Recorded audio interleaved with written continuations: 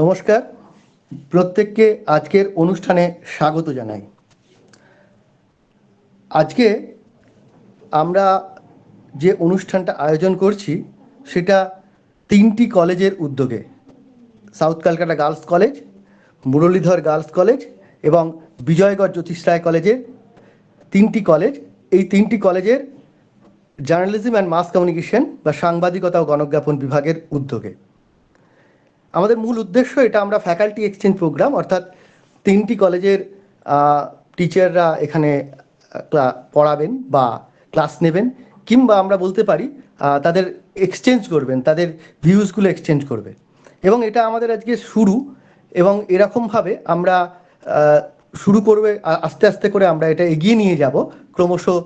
প্রতি মাসে হোক বা যেরকমভাবে আমরা সময় পাবো, আমরা এটা পরিকল্পনা নিয়েছি তিনটি কলেজের উদ্যোগে, যে আমরা যারা আমাদের মধ্যে অ্যাডভান্স লার্নার আছে, অর্থাৎ যারা ক্লাসের বাইরে গিয়েও কিছু পড়াশোনা করতে চাইছে, সেই সমস্ত ছাত্রছাত্রীদের উদ্দেশ্যে আমরা এই ফ্যাকাল্টিরা বিভিন্ন রকম এক্সচেঞ্জ করে, তাদের ভিউজ এক্সচেঞ্জ করে, তাদের নানা রকম সমস্যাগুলো বা তাদের পড়াশোনা সংক্রান্ত যে সমস্ত সমস্যা রয়েছে, তাদের পড়াশোনা করতে গিয়ে যে ধরনের প্রবলেম ফেস করতে হচ্ছে বা কোশ্চেন আনসার নিয়ে তাদের ফেস করতে হচ্ছে, এরকম বিষয়গুলো নিয়ে আমরা আলোচনা করব এই অনুষ্ঠানগুলোতে। এবং আজকে সেখানে শুরু এই অনুষ্ঠানটা 2021-এর শেষ লগ্নে আমরা সেটা শুরু করতে পেরেছি তিনটি কলেজের উদ্যোগে। আমি প্রথমেই এই অনুষ্ঠানে তিন কলেজের যে অধ্যাপিকা যারা উপস্থিত আছেন, আমি ডক্টর অর্ণব বন্দ্যোপাধ্যায়, বিজয়গড় জ্যোতিষ রায় কলেজের সাংবাদিকতা ও গণজ্ঞাপন বিভাগের বিভাগীয় প্রধান। আমি আরও দুটি কলেজ থেকে যারা এসেছেন আমাদের সঙ্গে, আমার সঙ্গে রয়েছেন ডক্টর ইন্দ্রাণী রাহা এবং doctor Tanuja Basuray, south Calcutta girls college এবং মুরলীধর গার্লস কলেজের অধ্যাপিকা এবং বিভাগীয় প্রধান সাংবাদিকতা ও গণজ্ঞাপন বিভাগের। এরা আমাদের মধ্যে আছেন এবং আমরা তিন কলেজের অধ্যক্ষদেরও সঙ্গে পেয়েছি। আমাদের মধ্যে রয়েছেন সাউথ ক্যালকাটা গার্লস কলেজের ডক্টর অপর্ণা দে, মুরলীধর গার্লস কলেজের ডক্টর কিঞ্জলকিনী বিশ্বাস এবং বিজয়গড় জ্যোতিষ রায় কলেজের ডক্টর রাজ্যশ্রী নিয়োগী। আমি প্রথমে এই অনুষ্ঠানের জন্য সংক্ষিপ্ত ভাষণ দেওয়ার জন্য বলবো ডক্টর অপর্ণা দে, সাউথ ক্যালকাটা গার্লস কলেজের অধ্যক্ষকে।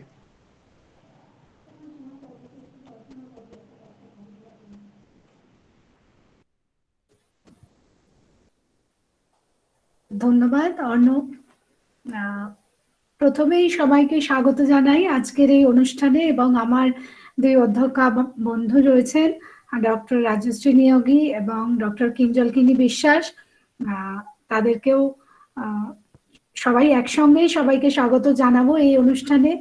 আজকের অনুষ্ঠান বোধহয় আমাদের এই কোভিড পরিস্থিতির মধ্যে থেকে বেরিয়ে আসার একটা প্রচেষ্টার একটা উদাহরণ। তাই আমি বিভাগের যেসব প্রধানরা রয়েছেন, doctor Arnab Bandyopadhyay, Bijoygarh Jyotish Ray college, doctor Indrani রাহা,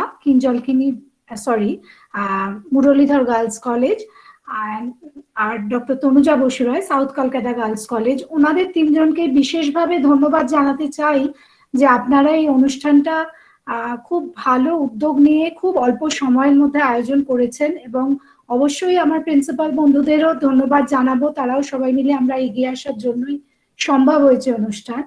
আজকে যারা আমার প্রিয় ছাত্রীরা রয়েছেন এবং ছাত্রছাত্রীরা রয়েছে অনুষ্ঠানে, আমার মনে হয় আজকের অনুষ্ঠানটা তাদেরকে অনেক সামনের দিকে এগিয়ে নিয়ে যাবে, ভবিষ্যতের দিকে এগিয়ে নিয়ে যাবে, এই আশা রাখি। এবং আশা করি তারা অনেক উৎসাহ নিয়ে এই অনুষ্ঠান ভবিষ্যতেও অংশগ্রহণ করবে অনুষ্ঠানে।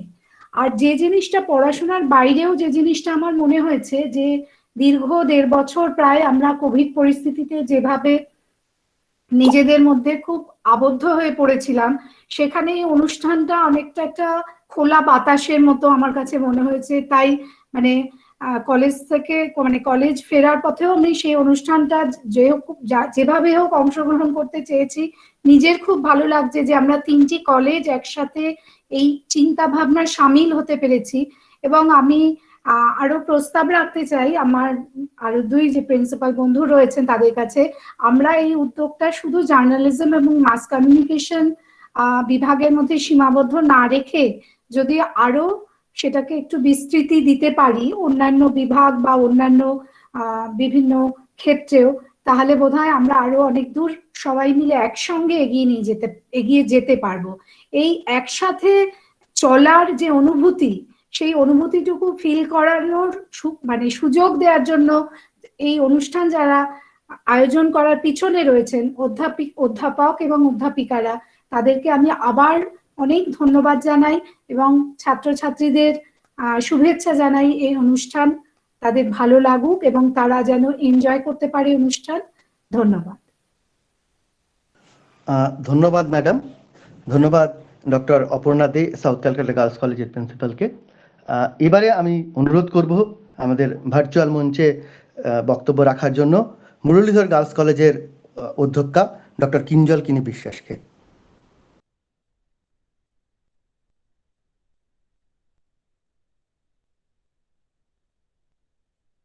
মিউট করা আছে, মিউট করা, আনমিউট করা। And thank you, Arnav. A very good evening to all the 3 colleges, the students, the faculties, and my principal friends, of course. Dr. Rajashree Niyogi of Vijaygarh Jyotish Rai College, Dr. Aparna De of South Calcutta Girls College, and our very resourceful resource persons, Dr. Arnav Kumar Banerjee, Dr. Indrani Raha, and Professor Tanuja Basuroy. Now, personally, I feel I'm very happy so that we have joined finally the hands of the 3 colleges. And this is a very,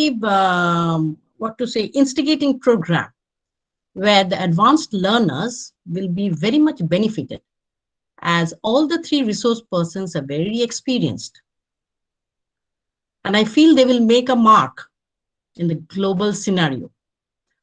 Many of our students have already made their mark, but with this type of webinars, we can take forward these issues, and more the better. As far we can follow the stringent rules of this COVID-19 situation, this webinar is a beautiful thing that is happening today. And as I've recollected that this will be a series program. There will be many more programs to come in future. Hope that our students, all the students, are benefited by it, and they get beautifully doctrined. Thank you so much for arranging this program. Thank you, madam. ধন্যবাদ জানাই doctor কিঞ্জলকিনী বিশ্বাস, Muralidhar girls কলেজের কে। এবারে আমি অনুরোধ করব বিজয়গড় জ্যোতিষ রায় কলেজের অধ্যক্ষা ডক্টর রাজশ্রী নিয়োগীকে তার বক্তব্য রাখার জন্য। ধন্যবাদ অর্ণব। প্রথমে বিজয়গড় জ্যোতিষ রায় কলেজের পক্ষ থেকে যারা এই অনুষ্ঠানটি ভেবেছেন, আয়োজন করেছেন, তাদেরকে অসংখ্য ধন্যবাদ।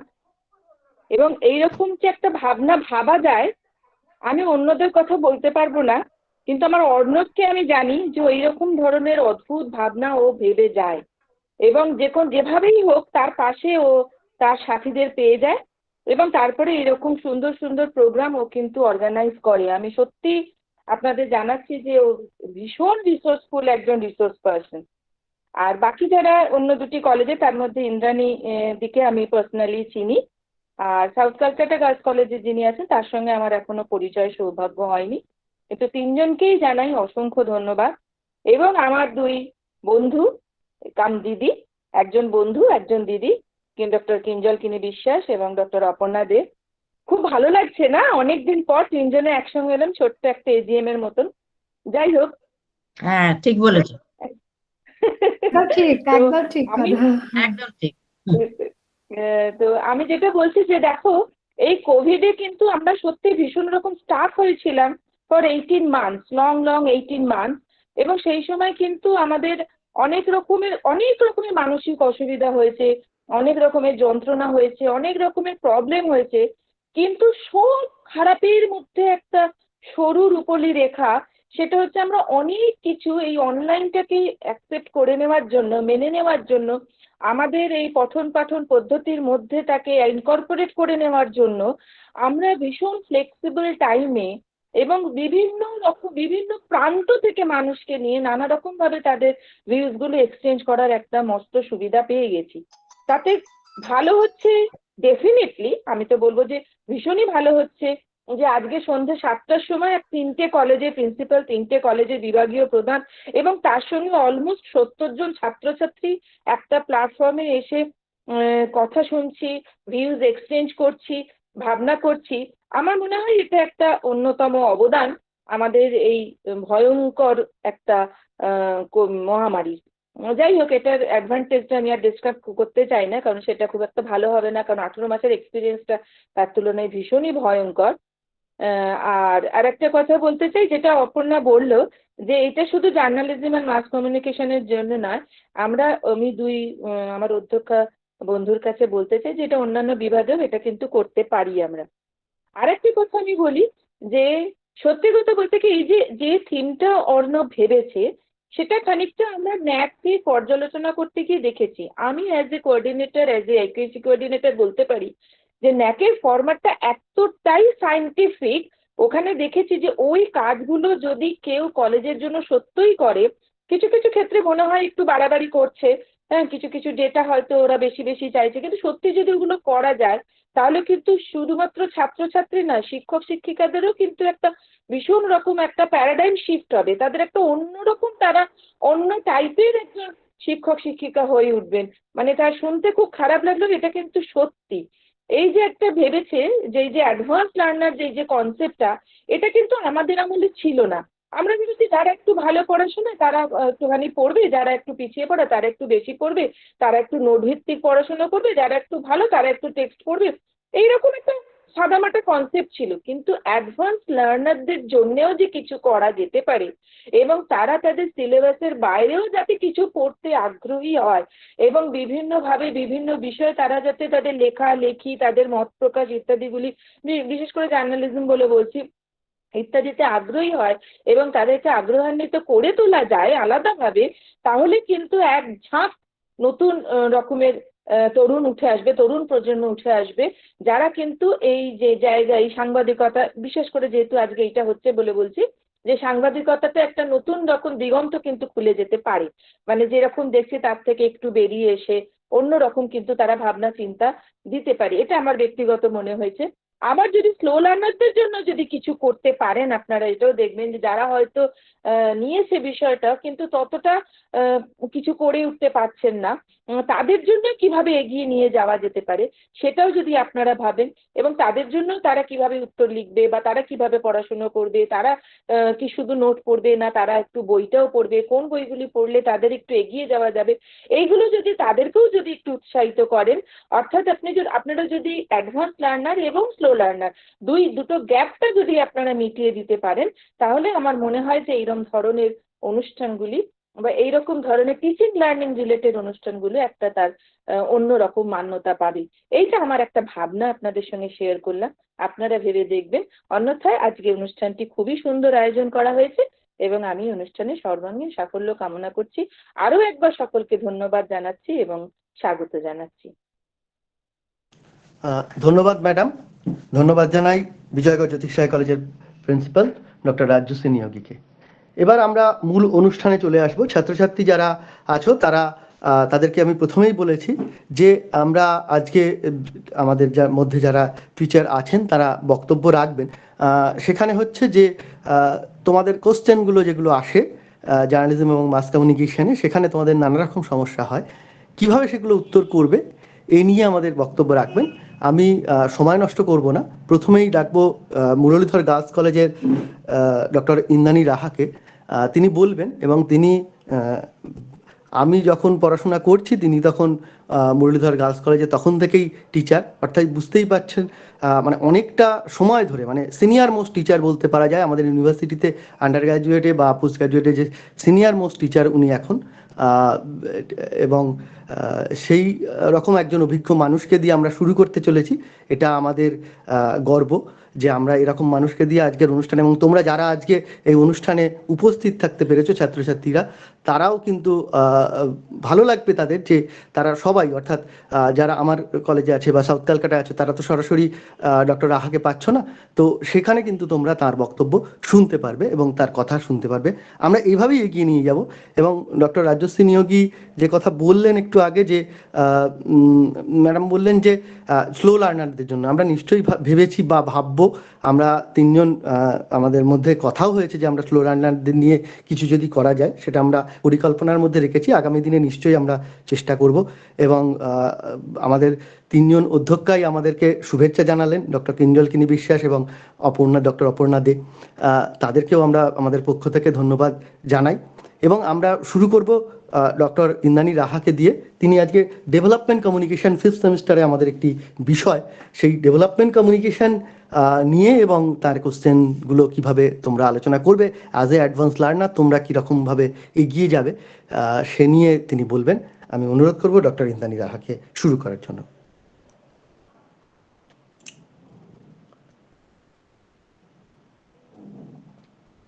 ম্যাডাম শোনা যাচ্ছে?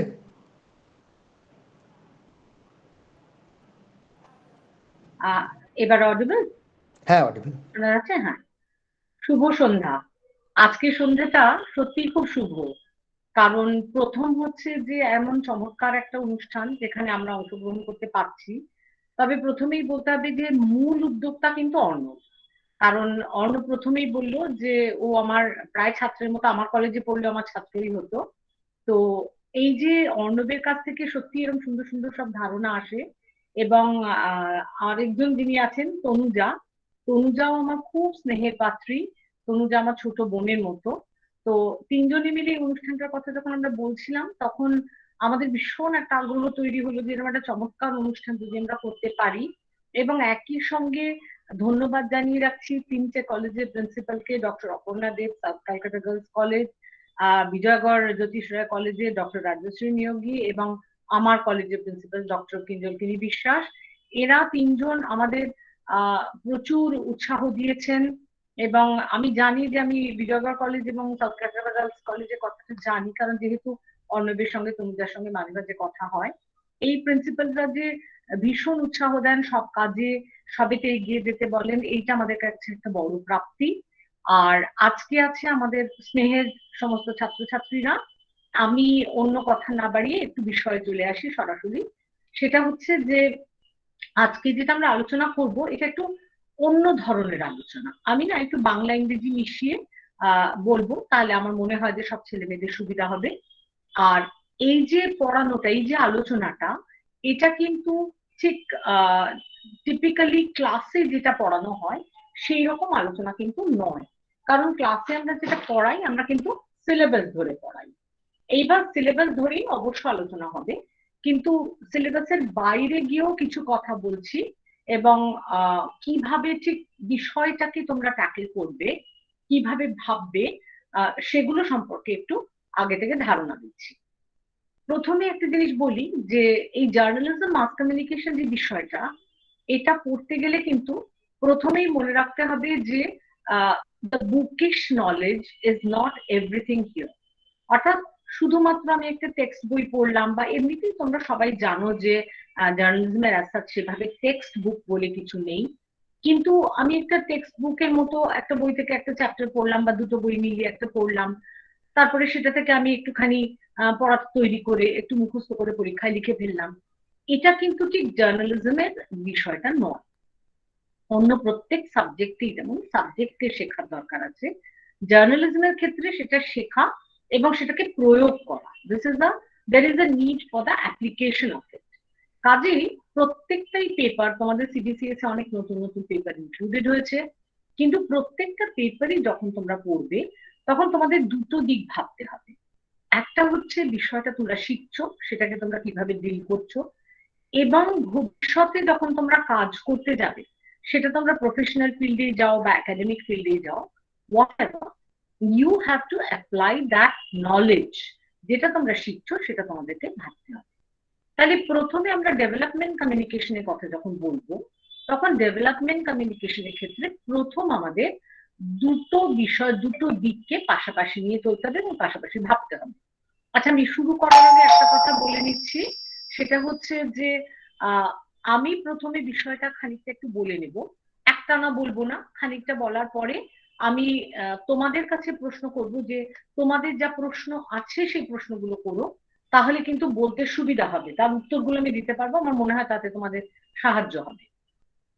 তো প্রথমে যেটা বলি, ডেভেলপমেন্ট কমিউনিকেশন বিষয়টা যখন পড়াশোনা করতে হয় তখন আমাদের দুটো দিকটা নিয়ে ভাবতে হয়। একটা হচ্ছে, তোমরা 1 সেকেন্ড যদি একটুখানি হোল্ড করো, 1 সেকেন্ড।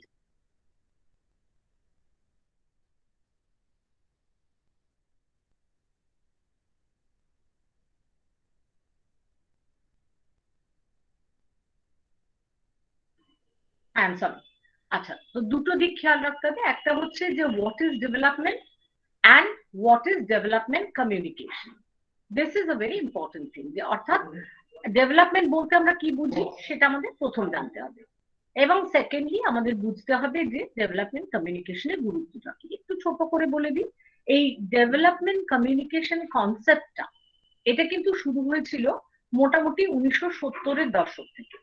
তার আগে পর্যন্ত development communication as a subject in the academics বা সাবজেক্ট ফর রিসার্চ এটা কিন্তু সেভাবে ভাবা হয়নি, এবং ডেভেলপমেন্ট কনসেপ্টটা নিয়েও কিন্তু ওই মোটামুটি 70s এর থেকেই কিন্তু খানিকটা আলাপ আলোচনা ইত্যাদি শুরু হয়েছে। এখন ডেভেলপমেন্ট কথাটা মানে কি? ডেভেলপমেন্ট মানে আমরা জানি যে it's a overall development of all the people in a country. অর্থাৎ একটা দেশে যখন সমস্ত মানুষের একটা সার্বিক উন্নয়ন হয় তখন তাকে আমরা ডেভেলপমেন্ট বলি।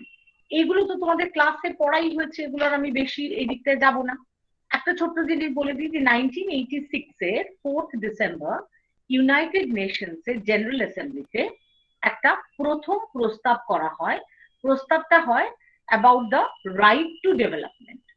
এই প্রথম একটা ইন্টারন্যাশনাল ফিল্ডে এইরকম একটা রাইট বা একটা অধিকারের কথা বলা হয়, এবং সেখানে বলা হয়েছিল, আমি একটু জাস্ট রিড আউট করছি যে সেখানে প্রপোজালটা কি বলা হয়েছিল। The right two development is an unalienable human right by virtue of which every human being and all people are entitled to participate in and contribute to and enjoy economic, social, cultural freedom that can be fully realized. এই জায়গাটা, এই কথাগুলোর মধ্যে কতগুলো শব্দ আছে those which are very very important। যেমন প্রথম বলা হলো ফিল্ড গুলো কি, ইকোনমিক, সোশ্যাল, কালচারাল ফ্রিডম। অর্থাৎ কোনো একটা দেশে যখন ডেভেলপমেন্ট হয়, ডেভেলপমেন্ট আসে, তখন কিন্তু এই ডেভেলপমেন্টের মধ্যে দিয়ে সেখানে একটা অর্থনৈতিক উন্নতি হয়, সেখানে সাংস্কৃতিক উন্নতি হয়, এবং সেখানে কিন্তু একটা একটা স্বাধীনতা আসে। কি স্বাধীনতা? না, সেই দেশের প্রত্যেকটা মানুষ যখন সেই দেশের প্রত্যেকটা মানুষ যখন উন্নয়ন হয় তাদের, তারা একটা ফ্রিডম বা একটা স্বাধীনতা ভোগ করে। কেন স্বাধীনতা ভোগ করে? তাহলে কিন্তু যে উন্নয়নের ফলে প্রত্যেকটা মানুষের যে তাদের একটা সার্বিক নিজেদের যে একটা উন্নতি হচ্ছে এবং সামাজিক যে একটা উন্নতি হচ্ছে, সেটা কিন্তু তাদের সবাইকে সাহায্য করে একটা ভালোভাবে স্বাধীনভাবে বেঁচে থাকতে। এবং এইখানে এটার জন্য কি করা দরকার সেটা হচ্ছে যে প্রথমে অধিকারটার কথা কি বলা হলো, সেটা হচ্ছে একটা আনঅ্যালিয়েনেবল হিউম্যান রাইট। অর্থাৎ এটা সম্পর্কে আমাদের আগে পরিচিতি ছিল না, যে একটা উন্নয়নকে যে আমরা বলতে পারি যে এটা একটা এমন একটা অধিকার, উন্নয়নেরও যে একটা অধিকার থাকে, এটা কিন্তু আগে কখনো আমরা ভাবতে পারিনি। এই প্রথম কিন্তু আন্তর্জাতিক স্তরে এই উন্নয়নের কথাটা ভাবা গেল। তাহলে উন্নয়ন সম্পর্কে বলতে গিয়ে যখন আমরা দেখছি যে এটা একটা সার্বিক উন্নয়ন, তখন উন্নয়নটাকে কিন্তু আসলে মানে হচ্ছে কি, যে উন্নয়নকে আমরা অনেক দিক থেকে দেখতে পারি। Development, it can be judged from a lot of areas, and it is not possible to cover all possible areas in a very small context. খুব ছোট একটা পরিসরে এত সব কথা কিন্তু বলা যায় না, সেজন্য আমি কয়েকটা ছোট ছোট এরিয়া বেছে নিয়েছি যেগুলো সম্পর্কে একটু হাইলাইট করব। যেমন whenever we are talking about the development, we must be aware about the sustainable development. কারণ ডেভেলপমেন্টের বলতে গেলে একটা ইকোনমিক ডেভেলপমেন্টের কথা, এগুলো আমরা সবাই জানি যে ইকোনমিক ডেভেলপমেন্ট যদি না হয় তাহলে অন্য কোনো ডেভেলপমেন্ট হতে পারে না, because the basic thing is the financial condition of a country depending on which we can go for any kind of a development. তো সেখানে দেখা যাচ্ছে যে একটা প্রথম দিকে মানুষের একটা ধারণা ছিল যে the economic development is very important and depending on the economic development all sort of development will come. কিন্তু সেইটা যখন ডেভেলপমেন্টের কাজটা চলতে লাগলো তখন মোটামুটি 20th সেঞ্চুরির একটা 80s এর বা 90s এর কাছাকাছি এসে খুব পরিষ্কার বোঝা গেল যে ডেভেলপমেন্ট করতে গিয়ে যখন আমরা সমস্ত রকম রিসোর্সেস গুলোকে ইউটিলাইজ করছি তখন একটা ভীষণ প্রবলেম তৈরি হলো, সেটা হচ্ছে যে we are utilizing the natural resources in such a manner so that we are actually not thinking about the future generation.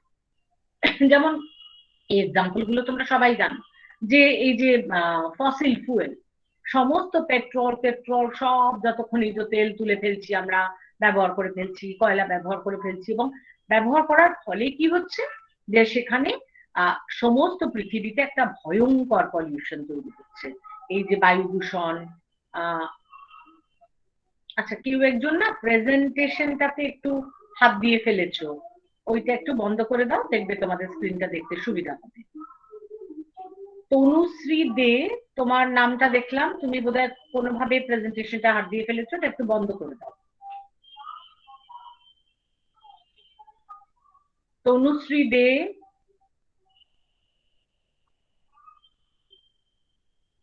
Thank you. আচ্ছা, তাহলে আমরা দেখছি কি যে সাস্টেনেবল ডেভেলপমেন্ট বলতে গেলে আমরা কি বুঝলাম? আমরা বুঝছি যে সাস্টেনেবল ডেভেলপমেন্ট হচ্ছে যে we have to go for a development, but at the same time we have to save the nature, at the same time all the resources, এগুলো আমাদের সাস্টেনেবল ডেভেলপমেন্টের ক্ষেত্রে মনে রাখতে হবে। এবং সেই জন্য সাস্টেনেবল ডেভেলপমেন্টকে আমরা কি বলছি যে this is the development that meets the needs of the present without compromising the ability of future generations to meet their own needs. অর্থাৎ একটা সাস্টেনেবল ডেভেলপমেন্টে আমরা ডেভেলপমেন্ট করব, but we should sustain everything so that we don't have to compromise with the future generation. ভবিষ্যতের যে প্রজন্ম তাদের জন্য যেন আমরা কিছু জিনিস রাখি, আমরা যেন সেগুলোকে সমস্ত জিনিসকে নষ্ট না করে ফেলি, তাহলে ভবিষ্যৎ প্রজন্ম কি দিয়ে উন্নয়ন করবে, এটা আমাদের মনে রাখতে হবে। So this is one side of the sustainable development. এইখানে এই যে সাস্টেনেবল ডেভেলপমেন্টের কথাটা, এই ওভারঅল ডেভেলপমেন্ট যেখানে বলা হচ্ছে এবং বারবার ডেভেলপমেন্টের ক্ষেত্রে যেটা বলা হচ্ছে যে it is not only the development of the niche audience, একটা পার্টিকুলার গোষ্ঠী, একটা কমিউনিটি, শুধু তাদের ডেভেলপমেন্ট হলে হবে না। যেমন আমরা কি দেখছি যে আরবান পিপল, ভারতবর্ষের কথাই ভাবো, আমাদের দেশে the urban people, we have seen a lot of development, but what about the rural area? সেখানে কিন্তু ভাস্ট রুরাল এরিয়ায় দেয়ার আর সো মেনি পিপল, তাদের কিন্তু সেই পরিমাণ ডেভেলপমেন্ট আমরা দেখতে পাচ্ছি না। এই ওভারঅল ডেভেলপমেন্ট যতক্ষণ না হবে, দেশের প্রতিটি মানুষের সার্বিক উন্নয়ন যতক্ষণ না হবে, ততক্ষণ কিন্তু আমরা সেটাকে উন্নয়ন বলতে পারবো না।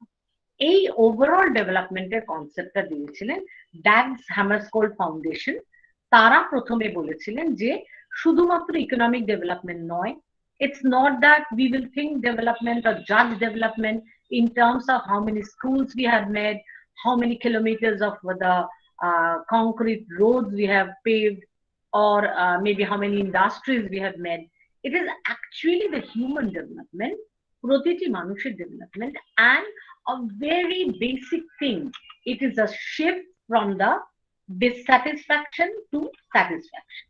অর্থাৎ আমরা এমন একটা জায়গায় আছি যে we are not very happy with ourselves, সেখান থেকে আমরা একটা বেটার জায়গায় যাচ্ছি, we are going to a satisfactory field. এবং এই যে হিউম্যান ডেভেলপমেন্টের কথা যখন আসছি ডেভেলপমেন্টের ক্ষেত্রে, তাহলে হিউম্যান ডেভেলপমেন্টকে আমরা একটু আলাদা করে দিচ্ছি। আলাদা করে কেন দেখছি?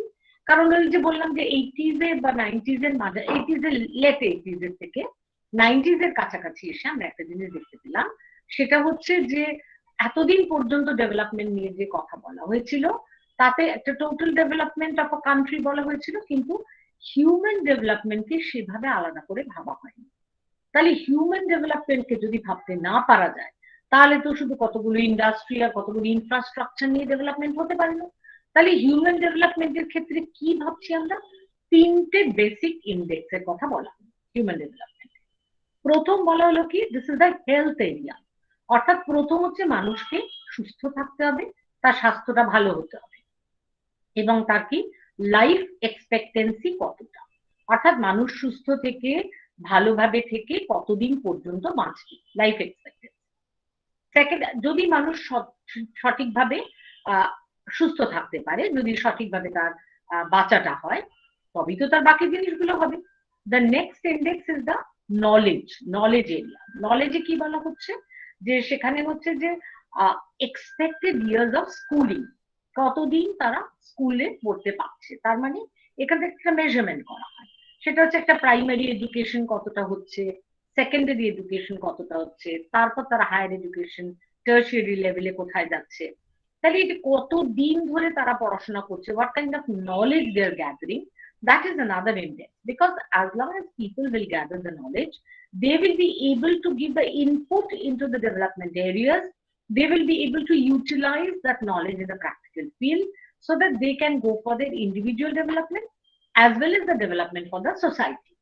And third is the gross national income, per capita income, for the standard decent living. That was another very important thing, যে একটা মানুষ যখন আয় করবে, একটা মানুষ যখন কোনো কাজ করবে, তার পরিবর্তে সে টাকা পয়সা পাবে, তখন তার একটা ডিসেন্ট লিভিং হবে, অর্থাৎ সে একটা ভালোভাবে বাঁচবে, সে খেয়ে পরে একটা মোটামুটি ভালো বাড়িতে থাকবে, এবং আলটিমেটলি সে কি করবে, যে সে কিন্তু সেখান থেকে একটা তার ওই যে আবার বললাম যে ডিসস্যাটিসফ্যাকশন টু স্যাটিসফ্যাকশন একটা শিফট, তো সেইখানে আসবে, সেখানে তার ভালো লাগবে সেভাবে থাকতে, একটা ডিসেন্ট লিভিং এর মধ্যে সে যাবে।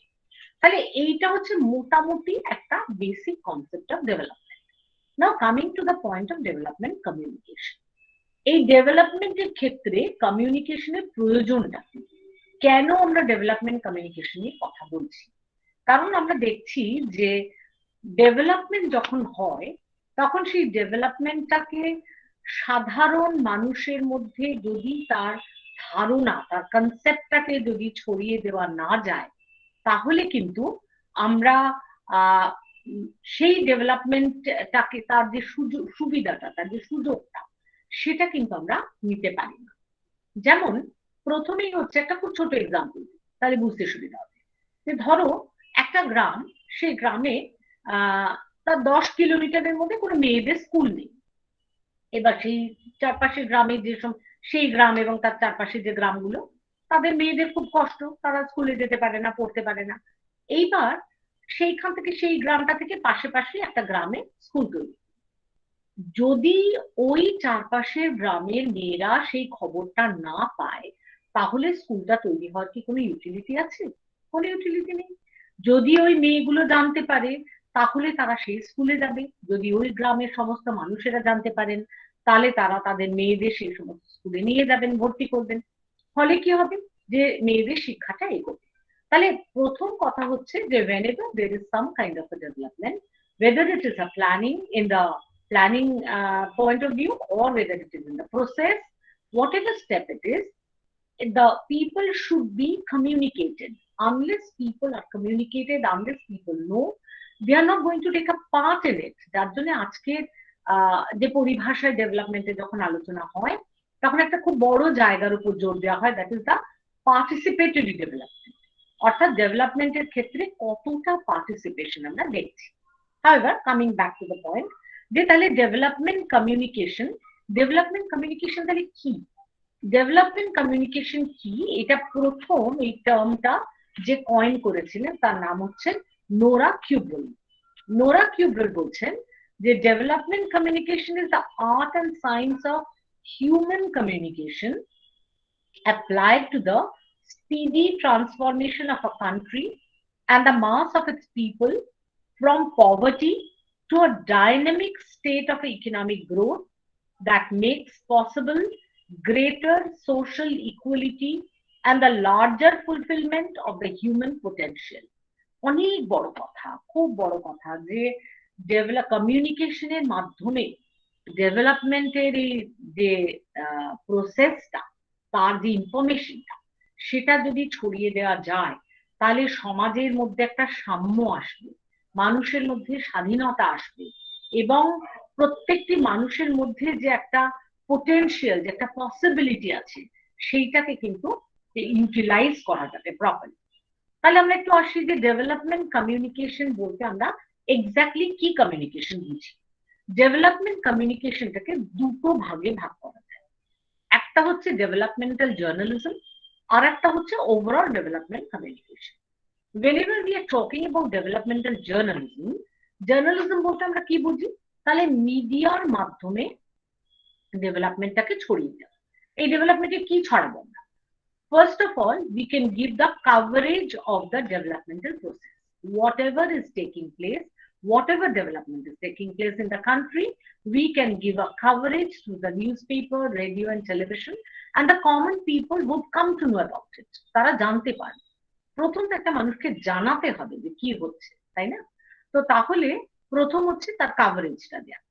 ইন্টারেস্টিং হচ্ছে যে একটা সময় পর্যন্ত, মোটামুটি 80s এর দশক পর্যন্ত, মানে the decade of 80s, we have seen that most of the newspapers, the leading newspapers and its editors, they were not interested to give the coverage of the development. তারা কি বলতেন? বলতেন ও ডেভেলপমেন্ট তো first of all it is a process, it can wait, because the hard news, the most important news of whatever is happening every day, this cannot wait, because this is a perishable item, নষ্ট হয়ে যাবে। তো কিন্তু development it can wait, এ তো চলবে অনেক দিন ধরে, তো কোনো একটা দিন দেওয়া যাবে, সেই কোনো একটা দিন কিন্তু কোনোদিন আসতো না। এবং তারা বলতেন যে ডেভেলপমেন্টের প্রসেসটা বলা মানে হচ্ছে কি, যে গভর্নমেন্ট এই কাজ করেছে, গভর্নমেন্ট ওই কাজ করেছে, কারণ একটা দেশের ডেভেলপমেন্টের কাজ তো মূলত গভর্নমেন্টই করে। So this will be a government say so, quote in quote, government say so journalism. এটা বলে তারা কিন্তু অনেক সময় এটাকে এড়িয়ে যেত। কিন্তু 90 এর দশক থেকে দেখা গেছে বেশ কিছু লিডিং নিউজ পেপার, তারা কিন্তু এগিয়ে এসে এবং তারা কিন্তু ডেভেলপমেন্টের নিউজগুলোকে দিতে শুরু করেছে। ফলে কিন্তু প্রচুর মানুষ এটা জানতে পারছেন যে কোথায় কোথায় ডেভেলপমেন্টের কি কাজ হচ্ছে, নাম্বার ওয়ান। নেক্সট হচ্ছে, whenever the people come to know about it, then these people will be interested because they will understand that this is for the benefit of their own, তাদের ভালোর জন্য এই ডেভেলপমেন্টের কাজগুলো করছে, এবং সেই কারণে তারা কিন্তু তখন চেষ্টা করবে যে তার মধ্যে পার্টিসিপেট করতে। So this is one side of the development communication, which is journalism. আর কি কি টেকনিক ইউজ করা যায়? সেটা হচ্ছে যে কোনো রকম ইনফরমেশন ডিসেমিনেট করা যায়। You can utilize any medium, you can go for any kind of a publicity, অর্থাৎ যেখানে যে ডেভেলপমেন্ট হচ্ছে তার ইনফরমেশনটা যেমন ভাবে ছড়িয়ে দেওয়া যায়, মুখে মুখেও ছড়িয়ে দেওয়া যায়, অর্থাৎ ইন্টারপার্সোনাল কমিউনিকেশনের মাধ্যমে কিন্তু ডেভেলপমেন্টের কাজ বলা যায়। একটা ছোট জিনিস বলি, তাহলে বুঝতে সুবিধা হবে, যে ভারতবর্ষে হু এর আন্ডারে একটা একটা বড় প্রজেক্ট ছিল, সেখানে হচ্ছে যে মানে পপুলেশন কন্ট্রোলের উপরে একটা কাজ হচ্ছে।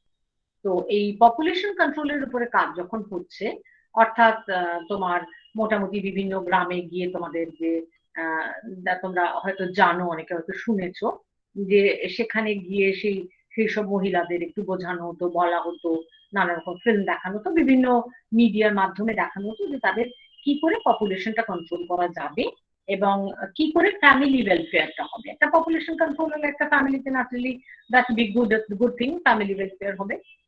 এখন এখানে দেখা গিয়েছিল যে the interpersonal communication was the best method of communication, কারণ যতই তাদের ফিল্ম দেখানো হোক, যতই তাদের নানা রকম এডুকেশনাল এইডস দেওয়া হোক, চার্ট বলো বা বোর্ডে গিয়ে বোঝানো হচ্ছে, একসঙ্গে মিটিং হচ্ছে, গ্রুপ ডিসকাশন হচ্ছে, but more than it was important the interpersonal communication. যখন সেই সব জায়গায় বিভিন্ন মহিলারা সেই গ্রামে গিয়ে কথা বলতেন এবং ওই ফ্যামিলি ওয়েলফেয়ার প্রজেক্টে, ফ্যামিলি প্ল্যানিং প্রজেক্টের আন্ডারে তারা গিয়ে কথা বলতেন, ওই গ্রামের মহিলারা খুব মন খুলে তাদের সঙ্গে তাদের নিজেদের কথা, নিজেদের সমস্যার কথা এগুলো সব বলতে পারতেন। ফলে হতো কি, কোথায় তাদের প্রবলেম, কোথায় তারা এই প্রজেক্টে পার্টিসিপেট করতে পারছেন না, কোথায় আটকাচ্ছে, এর সলিউশনটা কিন্তু ইন্ডিভিজুয়ালি তাদেরকে দেওয়া যেতে পারে। তাহলে এই যে দেখো communication, unless they have got the information that there are ways, there are different ways of how to control the population, how to go for a birth control, তাহলে তারা তো এটা জানতে পারতো না। এবং এই ইনফরমেশন দেওয়া, তাদের সঙ্গে আলোচনা করা, এটা কিন্তু this is a part of the development communication. এই ডেভেলপমেন্ট কমিউনিকেশনের আর একটা বড় দিক হচ্ছে এডুকেশন। এডুকেশনের মধ্যে আমরা জানি তিনটে প্যাটার্নের এডুকেশন হয়, one is a formal, another is a informal, another is a non-formal education. এই non-formal education যেটা, which is a part of the extension education, তার মধ্যে দিয়েও কিন্তু ডেভেলপমেন্টে প্রচুর কাজ করা যায়। কারণ বিভিন্ন গোষ্ঠীর মানুষকে যদি এডুকেটেড করে তোলা যায় সেই তাদের কাজের বিষয়টা নিয়ে বা তার পারিপার্শ্বিক বিষয় নিয়ে, তাহলে তারা কিন্তু সে কাজটাকে অনেক ভালোভাবে এগিয়ে নিয়ে যেতে পারে এবং সেখান থেকে ডেভেলপমেন্ট হতে পারে। তাহলে education is another process of communication. এবং আরো একটা জিনিস হয় কি, সোশ্যাল মোবিলাইজেশন। সোশ্যাল মোবিলাইজেশন কিভাবে করা যাবে? Through communication. এই যে জানানো, তথ্য দেওয়া, মানুষের পক্ষে মানুষের কাছে বোঝানো, এর জন্য একটা বড় কাজ করতে পারে government as well as non government organization, NGO যেটা তোমরা জানো, তারা কিন্তু খুব ভালো কাজ করতে পারে এবং এখানে সোশ্যাল মোবিলিটি তৈরি করতে পারে। অর্থাৎ সোশ্যাল ইভিলস যেগুলো আছে সেইগুলোকে সরিয়ে দিতে পারে সেখান থেকে। যেমন একটা সময় ভেবে দেখো না, যে রামমোহন রায় যখন সতীদাহ প্রথা বন্ধ করার জন্য উঠে পড়ে লাগছেন, বা যখন বিদ্যাসাগর বিবাহ প্রকল্প চালু করার চেষ্টা করছেন, তখন তারা কি করেছিলেন? তখন সংবাদপত্রের মধ্যে দিয়ে লিখেছিলেন, তারা বিভিন্ন জায়গায় বিভিন্ন মানুষকে ছোট ছোট সভায় তারা সেই সমস্ত বক্তৃতা দিতেন, বলতেন। তাহলে this is communication. The same thing is happening here. আজকে সোশ্যাল মোবিলাইজেশনের জন্য আজকে আমরা জানি বিভিন্ন বিষয় নিয়ে নানা রকম আলোচনা হচ্ছে।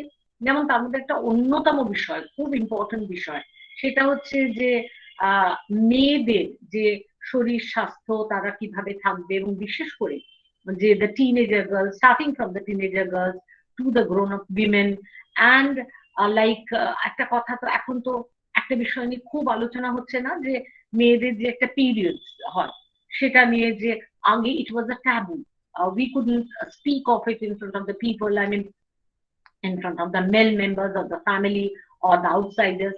এখন তো সেই জায়গাটা থেকে অনেকটা বেরিয়ে আসা যাচ্ছে। তাহলে this is one kind of a development, যেটা কিন্তু আমরা মিডিয়া থ্রু দিয়েও যেমন দেখছি, তেমন আবার দেখছি যে বিভিন্ন এনজিওজও কাজ করছে, তারা বিভিন্ন জায়গায় গিয়ে বলছে, প্লাস একটা one two one communication.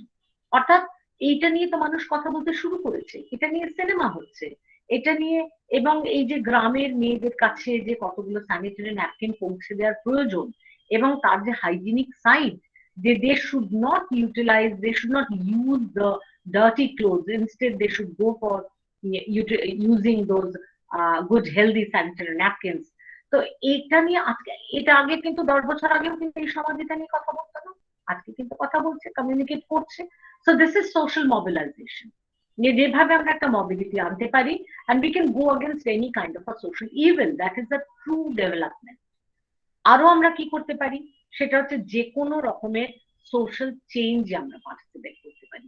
It could be any change. আজকে দেখো না, এই যে সোশ্যাল চেঞ্জে, এই যে ম্যাডামরা, যে প্রিন্সিপাল ম্যাডামরা যে কথাটা বললেন, যে আজকে প্যান্ডেমিকের ফলে এই যে আমরা একটা মিডিয়া থ্রু দিয়ে, এমন একটা প্ল্যাটফর্মের থ্রু দিয়ে আমরা আজকে আলোচনা করছি, তাহলে এই প্ল্যাটফর্মটাও কি, এটাও তো একটা সোশ্যাল চেঞ্জ, এবং দ্যাট ইজ অলসো ডেভেলপমেন্ট। এবং এই ডেভেলপমেন্টটা কিভাবে হয়েছে? কমিউনিকেশনের থ্রু দিয়ে আমরা জানতে পেরেছি। আগে একটা সময় ছিল যখন আমরা জানতামই না এটা সম্পর্কে, কিন্তু ধীরে ধীরে আমরা কখনো পার্সোনালি জেনেছি, কখনো একটা বড় প্ল্যাটফর্মে জেনেছি, কখনো মিডিয়া থেকে জেনেছি। এই সব ভাবে এইভাবেই কিন্তু আমাদের কাছে সোশ্যাল চেঞ্জেস গুলো আসে। এবং ফাইনালি আর একটা কথা, যেটা খুব আমি এটা বলে আজকে এখন একটু থামবো, বিকজ অফ ইউর কোয়েশ্চেন, যে the important thing is the community relation. অর্থাৎ ডেভেলপমেন্টের ফলে, ডেভেলপমেন্ট কমিউনিকেশনের ফলে যে কমিউনিটি রিলেশন তৈরি হয় বিভিন্ন গোষ্ঠীর মধ্যে, যে এক একটা, টিনা আমার মনে হয় তোর মাইক্রোফোনটা বোধহয় অন করা, তো এই যে বিভিন্ন গোষ্ঠীর মধ্যে যে একটা সম্পর্ক তৈরি হয়, a good relation between different groups and the communities in the society, সেটা কিন্তু ডেভেলপমেন্টের ভীষণ কাজে লাগে। কারণ ডেভেলপমেন্ট বলতে তো একটা দেশের টোটাল একটা উন্নয়ন, মানে সব দিক থেকে তার ডেভেলপমেন্ট হবে। তো এবার তার সিটিজেনরা যদি সেখানে পার্টিসিপেট না করে, তাহলে তো সেই ডেভেলপমেন্টটা কোনোভাবেই হতে পারবে না। যেমন দেখবে মেট্রো রেলের কাজ হচ্ছে, চারিদিকে রাস্তা খুঁড়ে টুড়ে সাংঘাতিক কাণ্ড হয়ে আছে, পাশে বোর্ডে বড় বড় করে লেখা আছে today's pain is tomorrow's gain. তার মানে কি?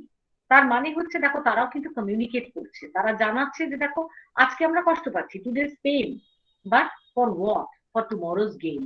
আমরাই কিন্তু এই লাভটা পাবো, আমাদেরই কিন্তু এটা ইউটিলিটি হবে, সেই জন্যই আমরা এটা করছি। So now if we do not participate, আমরা যদি বলি না বাবা এসব ভাঙা রাস্তা রাস্তা আমাদের কোনো মতেই চলবে না, আমরা একেবারে ব্যারিকেড করে বসে গেলাম যে আমরা যাবো না এই রাস্তা দিয়ে, আমরা হতে দেবো না এগুলো, তাহলে কি হবে? তাহলে সেটা ডেভেলপমেন্ট হবে না। কিন্তু যখন আমরা পার্টিসিপেট করব, এই পার্টিসিপেশনটা মানে সবসময় কিন্তু হাতে কলমে কাজ মানে পার্টিসিপেশন নয়, আমরা কিন্তু দৌড়ে গিয়ে কেউ কুড়ুল কোদাল নিয়ে একেবারে মাটি কাটতে চলে যাচ্ছি, তা কিন্তু করছি না। But we are tolerating, just we are accepting the matter, যে হ্যাঁ এই ডেভেলপমেন্টের কাজটা হচ্ছে, এবং হচ্ছে বলে আমরা কিন্তু এই জিনিসটাকে এখন আমাদের অসুবিধাটা মেনে নিচ্ছি। So in the future will have a better thing. এবং এইটা কিন্তু আসছে কমিউনিকেশনের মধ্যে দিয়ে। একটা লাস্ট ছোট্ট এক্সাম্পল দিয়ে শেষ করব, যে কমিউনিকেশন ডেভেলপমেন্টকে কতটা এগিয়ে নিয়ে যেতে পারে। কারণ কমিউনিকেশন আর ন্যাশনাল ডেভেলপমেন্ট এগুলো খুব বড় বড় এরিয়া, অনেক কথা বলার আছে। একটা ছোট্ট জিনিস বলি যে মোটামুটি 80s এর লাস্টের দিকে একবার সেন্ট্রাল গভর্নমেন্ট থেকে একটা গঙ্গা দূষণ পরিকল্পনা, মানে গঙ্গা দূষণ দূরীকরণ পরিকল্পনা একটা নেওয়া হয়েছিল, অর্থাৎ গঙ্গাকে পলিউশন ফ্রি করতে হবে। এইটা করার সময় প্রথমে দেখা গিয়েছিল যে একদম টপে মানে হরিদ্বার থেকে শুরু করে এলাহাবাদ পর্যন্ত গঙ্গা ক্লিন করা হয়েছিল, ড্রেজিং হয়েছিল, ক্লিন করা হয়েছিল, এবং গঙ্গা জল খুব স্বচ্ছ হয়ে গেল, পরিষ্কার হলো ওই এরিয়াটায়। তারপরে দেখা গেল এলাহাবাদ, বেনারস এলাহাবাদ থেকে যখন বিহার পর্যন্ত মোটামুটি আবার একটা কাজ শুরু হলো, ইউপিটা পুরো কভার করে কাজটা চলছে, তখন দেখা গেল যে ওই পোর্শনটা হরিদ্বারের পর থেকে ওই পোর্শনটা গঙ্গাটা কিন্তু আবার গন্ডগোল হয়ে গেল, নোংরা হয়ে গেল। এবং থার্ড ফেজে যখন বিহার থেকে পশ্চিমবঙ্গের পুরোটা হয়ে যখন একেবারে গঙ্গাসাগরে যাচ্ছে, তখন মাঝামাঝি জায়গায় ইউপি বিহারে কিন্তু প্রচুর গন্ডগোল। কেন? কারণ হচ্ছে দেখা গেল যে যখন সেন্ট্রাল গভর্নমেন্ট থেকে প্রজেক্ট নিয়ে কাজটা হচ্ছে, তখন আমরা জানি গঙ্গার বহু ডিস্ট্রিবিউটরিজ আছে, তার সঙ্গে অনেক ছোট ছোট ক্যানাল ট্যানাল যোগাযোগ আছে। এবার সেখানে যেভাবে তার ব্যবহার হচ্ছে, অর্থাৎ যত পলিউশনে যা কিছু জিনিসপত্র, ড্রেনেজ, সমস্ত কিছু যখন ওইখান থেকে গিয়ে গঙ্গায় ওই ক্যানাল গুলো দিয়ে, ওই ট্রিবিউটারিজ গুলো দিয়ে গঙ্গাতে গিয়ে পড়ছে, তখন সেটাকে তো স্টপ করা যাচ্ছে না। সেখানে যে গ্রামের মানুষেরা যারা ওই গরুমোষ স্নান করাতেন, কাপড় কাচতেন, বা শহরেরও যে সমস্ত বর্জ্য পদার্থ গুলো গিয়ে পড়ছে, তার ফলে কি হচ্ছে? তার ফলে একটা দিক পরিষ্কার করা হচ্ছে, আর একটা দিক আবার নোংরা হয়ে যাচ্ছে। এটা কেন হয়েছিল? কারণ হয়েছিল যে এই প্ল্যানিংটা করার সময় আগে থেকে কমন পিপলকে কিন্তু টোটাল ইনফরমেশন দেওয়া হয়নি, তাদেরকে কিন্তু বোঝানো হয়নি যে যতদিন পর্যন্ত এই কাজটা চলবে ততদিন পর্যন্ত একটা সাবস্টিটিউট রাস্তা বার করতে হবে। And that was also the responsibility of the government to find out a parallel way that how to provide them the water for their living, and not to go for utilizing the water which is connected to Ganga. এরকমও কিছু ভাবা হয়নি, মানুষকে বোঝানো হয়নি। কাজে মানুষ সেখানে পার্টিসিপেট করবে কি করে? তাদের ডেলি কাজটা তারা যে বন্ধ করবে, কিভাবে করবে, তাদের তো সেখানে কোনো প্ল্যানিং করে কিছু শেখানো হয়নি। ফলে এত বড় একটা project with some crores, crore crore টাকা, সেটা কিন্তু একদম নষ্ট হয়ে গেল, কোনো কাজেই লাগলো না, due to the lack of communication. So there lies the importance of the development communication in every country. Okay? আমার মনে হয় এবার তোমরা যদি ছোট ছোট প্রশ্ন করো বা তোমাদের এরিয়াগুলো ধরে, তাহলে আমার মনে হয় যে আমার উত্তর দিতে সুবিধা হবে। অর্ণব, তোমার কি মনে হয়? বা তনুজা? বলছি আমি তনুজাদি আর একটু বলে নিক, বা আবার একটু বলেন, লাস্টে আমরা প্রশ্ন তারপরে আমরা কোয়েশ্চেনগুলো। বেশ, হ্যাঁ, তাদের যা প্রশ্ন আছে তোমরা রেডি রাখো। আর একটা রেজিস্ট্রেশন লিংক দেওয়া হয়েছে এখানে, ওটা তোমাদের ম্যাডামরা বা আমিও তো যাদের আছো আমাদের কলেজের বা তোমাদের কলেজের গ্রুপে দিয়ে দেওয়া হয়েছে, ওটাকে ফিল আপ করলেও হবে, বা এখানে যারা পাওনি বা গ্রুপে করনি তারা একটু রেজিস্ট্রেশন লিঙ্কটা ফিল আপ করে দেবে। আচ্ছা, এবার আমাদের ধন্যবাদ জানাই ডক্টর ইন্দ্রাণী রাহাকে। খুব সুন্দরভাবে তিনি তোমাদের জন্য বললেন, এবং এটা বুঝতে পারলে যে তোমরা যখন কোনো প্রশ্ন উত্তর লিখবে তখন কতটা ডিটেলসে, মানে একটা প্রশ্নের একটা খাতার সঙ্গে তার একটা খাতার পার্থক্য হতে হয়, তো তবেই নম্বরের পার্থক্য হয়। তো সেই জন্য কতটা ডিটেলসে, কতটা সুন্দরভাবে এবং কিভাবে তোমরা ব্যাখ্যা দেবে তার একটা ধারণা কিন্তু নেবেন। লেখা যায় অনেক বই থেকে, হয়তো অনেক বই পড়েও তোমরা লিখতে পারো, অনেক ক্লাস শুনেও লিখতে পারো, কিন্তু এটা আলোচনা এই কারণে, যেহেতু আমরা অ্যাডভান্স লার্নারদের নিয়ে কথা বলছি, অর্থাৎ আজকে তোমরা এই অনুষ্ঠানে শুনছো মানে তোমাদের আগ্রহ রয়েছে যে তোমরা চাইছো যে একটু ভালো করে পরীক্ষাটা দিতে, যাতে একটু ভালো করে আমরা লিখতে পারি, আমরা একটু ভালো করে জানতে পারি। তো সেটা যদি তোমাদের উদ্দেশ্য হয়, তাহলে প্রথাগত কিছু বই আমাদের পড়লে শুধুমাত্র চলবে না, সেগুলো তো নিশ্চয়ই পড়া দরকার।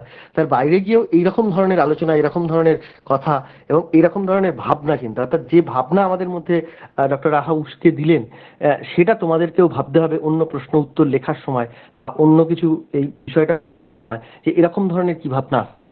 আমরা একটু বলে নিই যে আমরা কোশ্চেন আনসারে যাব, তোমাদের মধ্যে প্রশ্নগুলো তৈরি রাখো। আমি এখন ডক্টর তনুজা বসু রায়, সাউথ ক্যালকাটা গার্লস কলেজের অধ্যাপিকা এবং বিভাগীয় প্রধান, জার্নালিজম অ্যান্ড মাস কমিউনিকেশন ডিপার্টমেন্টের। তনুজা ম্যাডামও আমি ইউনিভার্সিটিতে ওনাকে পেয়েছি, সরাসরি আমি ওনার ছাত্র। তো তনুজাদি অনেক তার অভিজ্ঞতা দিয়ে বলবেন। আজকে এটা 5th সেমিস্টার নিয়ে আমরা আলোচনা করলাম, ডেভেলপমেন্ট কমিউনিকেশন। এবারে আমরা যেটা আলোচনা করব বা আলোচনা করবেন ডক্টর তনুজা বসু রায়, সেটা হচ্ছে যে উনি আমাদের মিডিয়া কমিউনিকেশন যেটা হচ্ছে, অর্থাৎ থার্ড সেমিস্টারে যে মিডিয়া কমিউনিকেশন অর্থাৎ CC5, সেই বিষয়টা একটুখানি উনি ছোঁয়ার চেষ্টা করবেন। Madam please.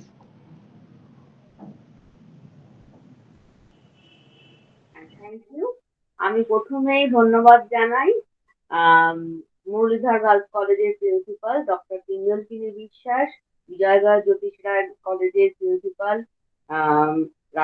Doctor Rajshri Niyogi, এবং সাউথ ক্যালকাটা গার্লস কলেজের আমাদের কলেজের প্রিন্সিপাল ডক্টর অপর্ণা দেকে। কারণ ওনাদের সাহায্য ছাড়া, ওনাদের এনকারেজমেন্ট ছাড়া আমরা এটা করতে পারতাম না।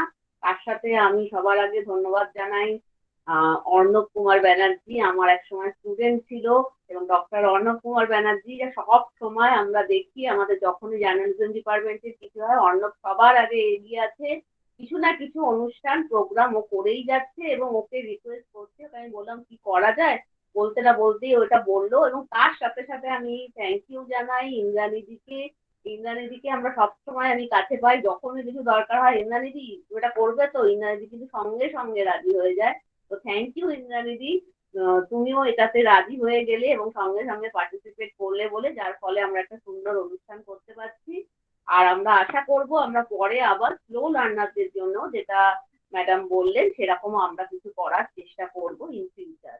তবে আজকে অ্যাডভান্স লার্নারের জন্য একটু আগে ইন্দ্রাণীজি খুব সুন্দরভাবে 5th সেমিস্টারে আমাদের যে ডেভেলপমেন্ট কমিউনিকেশন আছে, যেটা পড়তে সবাই একটু ভয় পায়, ওরে বাবারে এটা কি সাবজেক্ট, এটা এত থিওরি করতে হবে, এত কিছু করতে হবে, সেটা যে এত সুন্দর ইজি বিভিন্ন ধরনের জিনিস দিয়ে উনি বুঝিয়ে দিলেন এক্সাম্পল দিয়ে, সেটা কিন্তু একটা ভাবনার বিষয়, যে কত সহজে জিনিসটাকে তোমরা যদি বুঝতে পারো তাহলে বুঝবে যে জিনিসটা এমন কিছু ব্যাপার নয়, আমরা পারবো। তো আমি সেই ক্ষেত্রেই বলতে চাইছি যে এই ক্ষেত্রে আমাকে অর্ণব যেটা বলেছে, যে আমরা ঠিক করেছিলাম যে 5th সেমিস্টারের কথা তো ইন্দ্রাণীদি বললো, এবার আমরা 3rd সেমিস্টারকে নিয়ে একটু বলি। আসলে 3rd সেমিস্টার কিন্তু কোনোদিন আমাদের অফলাইন ক্লাস করেইনি, বেচারারা সারা জীবন অনলাইন ক্লাস করে গেছে, এই সবে 1 মাস হলো ওরা একটু এসে প্র্যাকটিক্যাল করেছে এবং ওরা খুব আনন্দ পেয়েছে।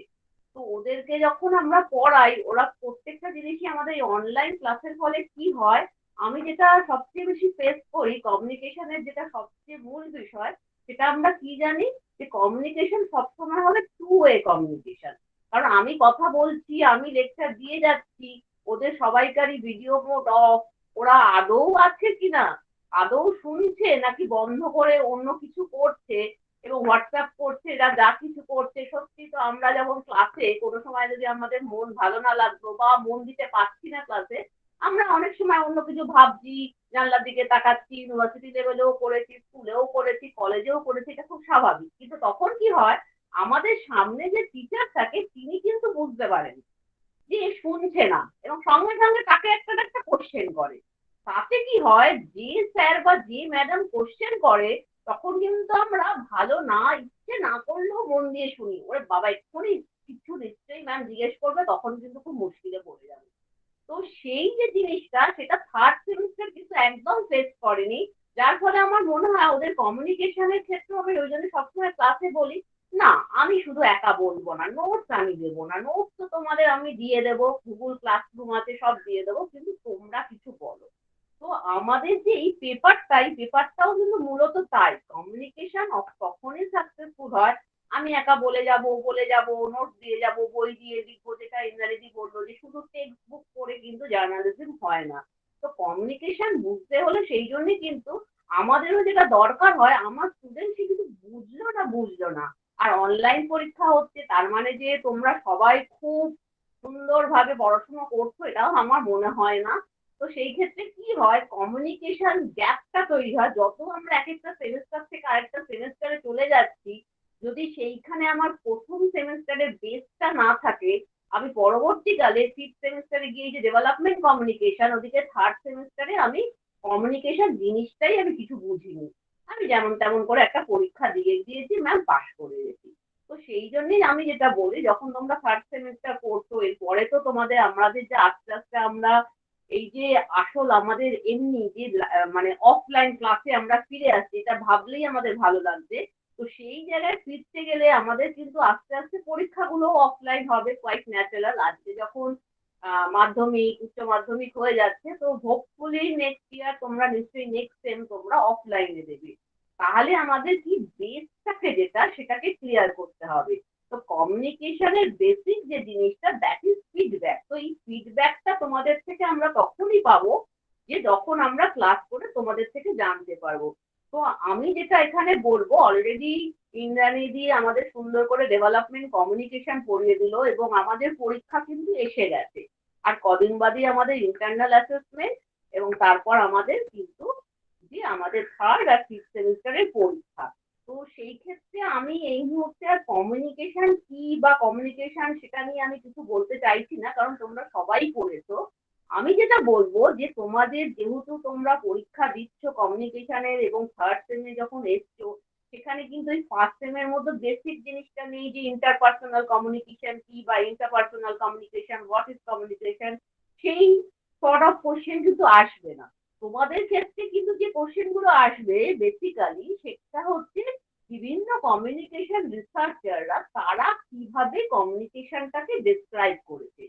দ্যাট মিনস যে কমিউনিকেশনটাকে তো দেখো প্রত্যেকের আমাদের নিজস্ব ভাবনা থাকে, সেই ভাবনা অনুযায়ী আমরা কিন্তু কোনো একটা জিনিসকে এক্সপ্লেন করি।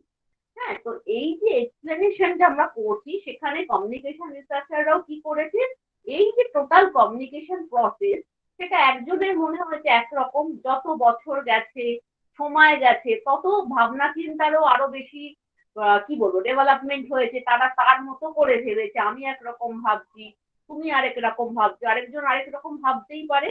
সেই যে ভাবনা চিন্তাগুলো কমিউনিকেশন প্রসেসটা কিভাবে যাচ্ছে এবং সেটা কি হয়, সেই সোসাইটিটা তখন কি ধরনের সোসাইটি ছিল তার উপর ডিপেন্ড করে সেই সোসাইটিতে মিডিয়া কি রোল প্লে করছে। এবং সেইটাই আমরা দেখেছি বিভিন্ন থিওরি গুলোতে সেইগুলোর কথা বলা আছে, বিভিন্ন কমিউনিকেশন রিসার্চাররা তারা বিভিন্ন থিওরি তৈরি করেছেন, কমিউনিকেশনটাকে তারা তাদের মতো করে ডিসক্রাইব করেছেন, সেই সময়ের পরিপ্রেক্ষিতে তারা কি মনে করেছে সেইভাবে।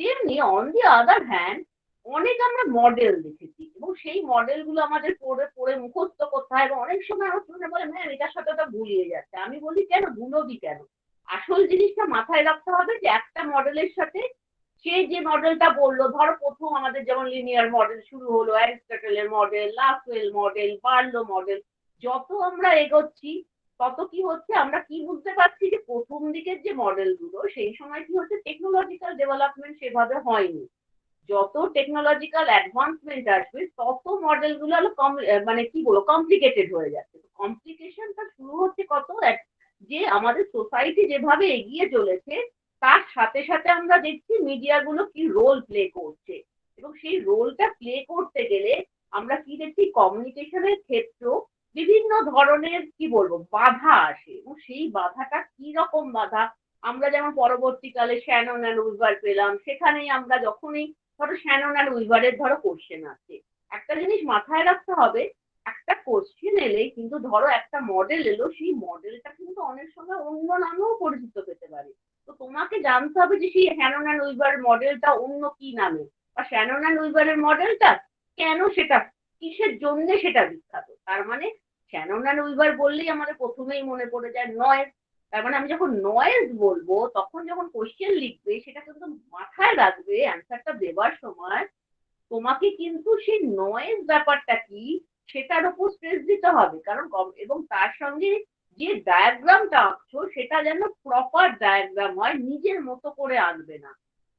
যিনি যে ডায়াগ্রামটা করে দিয়েছেন যে মডেলটার, সেই মতন করে মডেলটা যখন তুমি ড্র করছো, তার সাথে সাথে আমি অনেক সময় দেখি অনেকে কি করে, মডেলটা লিখলে তোমরা মডেলটা লেখার পর বইতে যেমন করে দেওয়া থাকে পর লিখে দাও যে এ সেন্ডার, বি রিসিভার, এখানে সি চ্যানেল, হ্যাঁ দিস আর দ্য নয়েজ বলে ছেড়ে দিলে।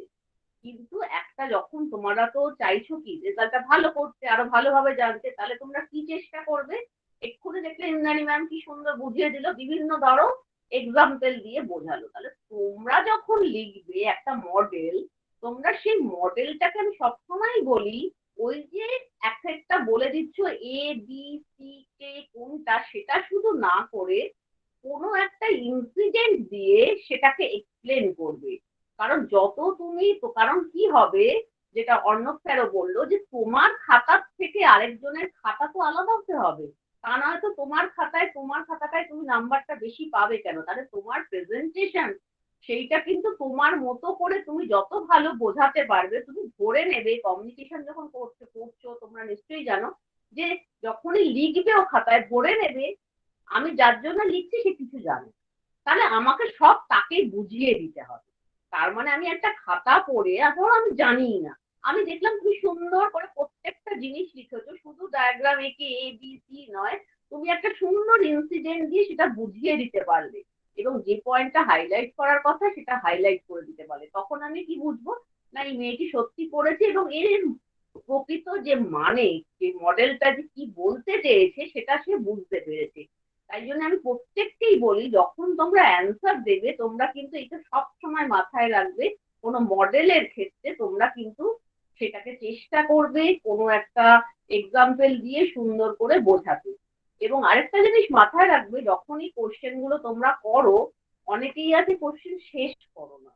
আমি কিন্তু আজকে যেটা মেনলি বলছি, পরীক্ষায় তোমরা কিভাবে নিজেদেরকে আরো বেশি করে মার্কসটা পেতে পারবে, কি করতে পারবে তার উপর। এবং যেহেতু থার্ড সেমিস্টার, তোমাদেরকে আমরা যেটা বলি যে অনেক সময় তোমরা কোশ্চেন শেষ করো না, কোশ্চেন শেষ না করলে একটা কোশ্চেন আমি খুব সুন্দর করে 10 পাতা ধরে লিখে যাচ্ছি, কিন্তু টাইম তো আছে, একটা টাইমের মধ্যে তোমাকে খাতাটা জমা দিতে হবে। তাহলে তুমি চেষ্টা করবে প্রত্যেকটা কোশ্চেন অ্যাটেন্ড করতে, তাহলে যদি তুমি প্রত্যেকটা কোশ্চেন অ্যাটেন্ড করো তবেই কিন্তু আমরা মার্কস দিতে পারবো। আমরা কিন্তু চাই তোমরা মার্কস বেশি পাও, যাতে, কারণ অন্যান্য ইউনিভার্সিটি অনেক মার্কস দেয়, তো আমরাও চাইবো আমাদের ছেলেমেয়েরা অনেক অনেক মার্কস পাক, তারা আরো হায়ার স্টাডিজে যেতে পারবে। তা নয়তো কম্পিটিশনে আমাদের প্রিয় স্টুডেন্টরা পিছিয়ে যায়, কারণ আমাদের চিরকালের অভ্যেস আছে মার্কস বেশি দেবো না, এটা টু মাচ হয়ে যাচ্ছে, অনার্সে এত মার্কস দেওয়া যায়। কিন্তু আমি অলওয়েজ বিশ্বাস করি না বাবা, বেশি করে মার্কস দাও, তোমরা যাও অন্যান্য যে কম্পিটিশন আছে, অন্যান্য ইউনিভার্সিটি এত মার্কস দিলে তোমরাই বা পাবে না কেন, তোমরাও নিশ্চয়ই পাবে, কারণ তোমরাও ব্রাইট স্টুডেন্ট, তোমরাও ফিউচারে এগোতে পারো, আমরা সবসময় সেটা চাই। তো আমি সেই জন্য বলি, যখন চেষ্টা করবে প্রত্যেকটা কোশ্চেন কিন্তু কভার করে প্রত্যেকটা কোশ্চেন শেষ করবে। শর্ট কোশ্চেন গুলো তোমাদের যেমন আসে, তার সঙ্গে সঙ্গে শর্ট নোটস আসে, তাছাড়া লং কোশ্চেন আসে, এবং সেই লং কোশ্চেনে গিয়ে অনেক সময় দেখা যায় দুটো কোশ্চেন করে আর কিছু দিচ্ছ না, সেটা কিন্তু করো না। তোমরা কিন্তু প্রত্যেকটা কোশ্চেন সেটাকে শেষ করবে, এবং তা নিয়ে যদি কোনো কনফিউশন থাকে সেটার জন্য কিন্তু এখন তো আর, আগে থেকেই তোমরা তৈরি হও, তোমাদের তো বিভিন্ন বছরে তোমরা তো অলরেডি, তোমরা এই যে সিবিসিএস সিস্টেমটা চালু হয়েছে সেই ক্ষেত্রে কিন্তু অলরেডি পরীক্ষা হয়ে গেছে।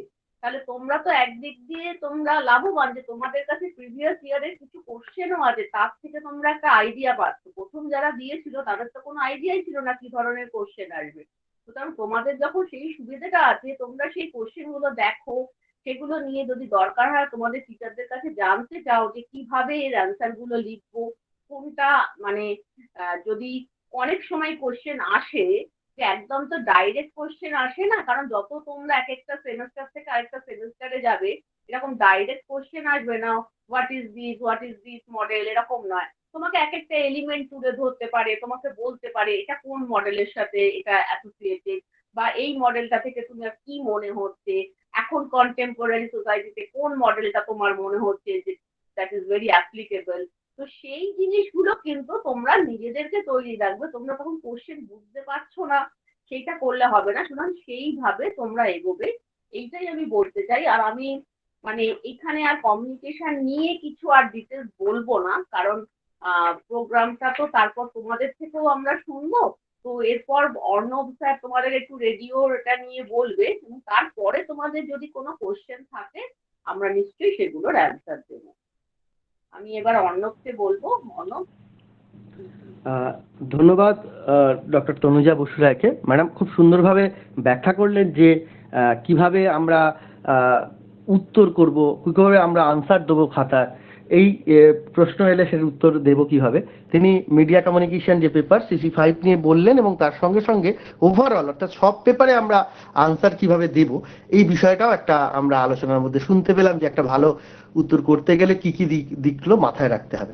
এটা তোমরা মাথায় রাখবে, খুব মানে মাথায় রাখতে হবে তোমাদের বিষয়টাকে।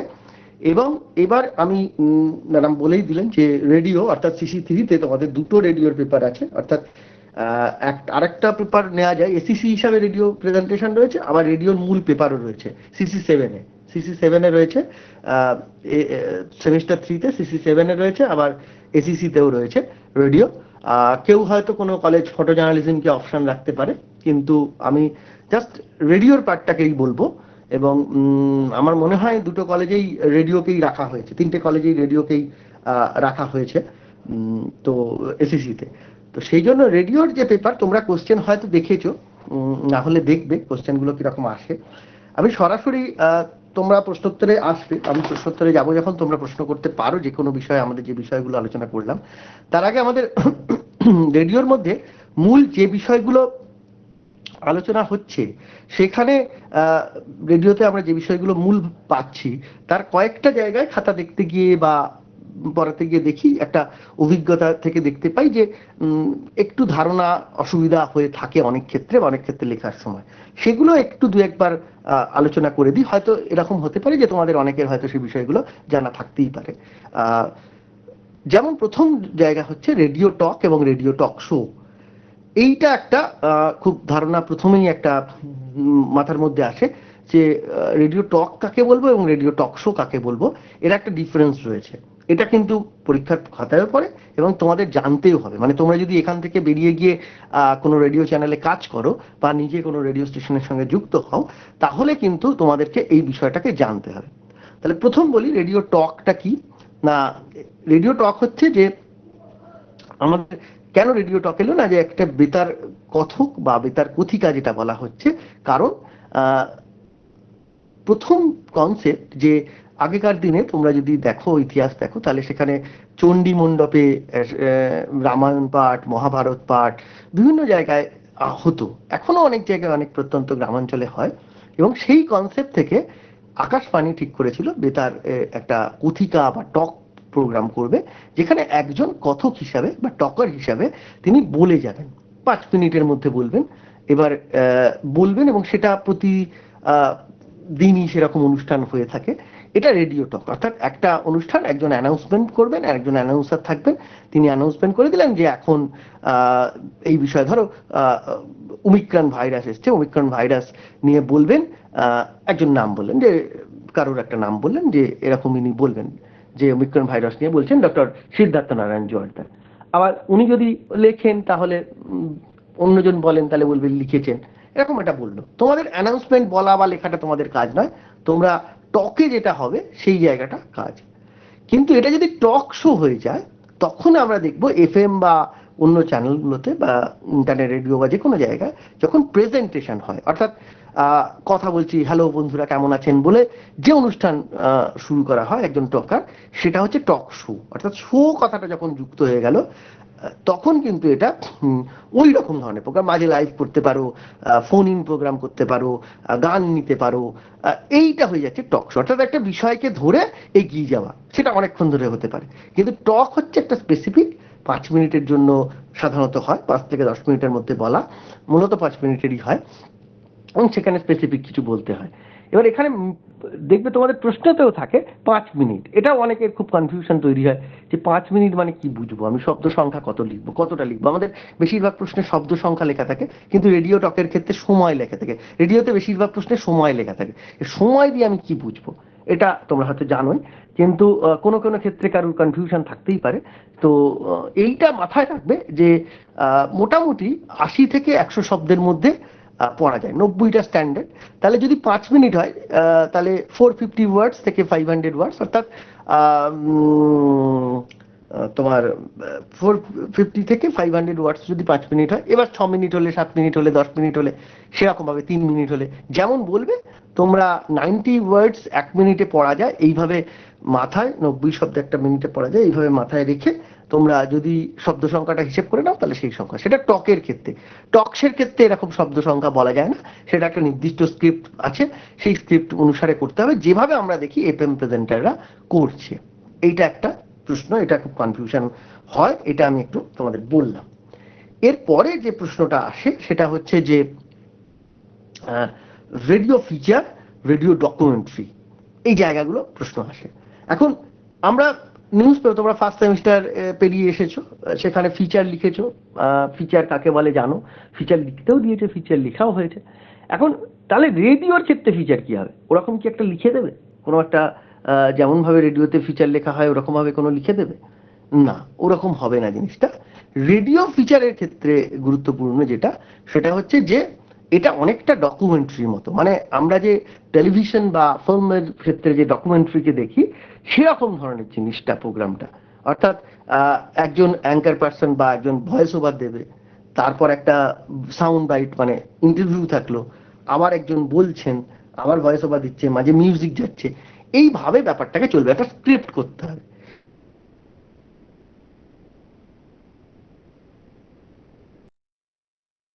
সেই স্ক্রিপ্টটা কিরকম ভাবে যাবে সেটা সময় অনুসারে পর, সেটা ধরো যদি এরকম হয় করা হয়েছে যেখানে, আচ্ছা আমার কথা পরিষ্কার শোনা যাচ্ছে?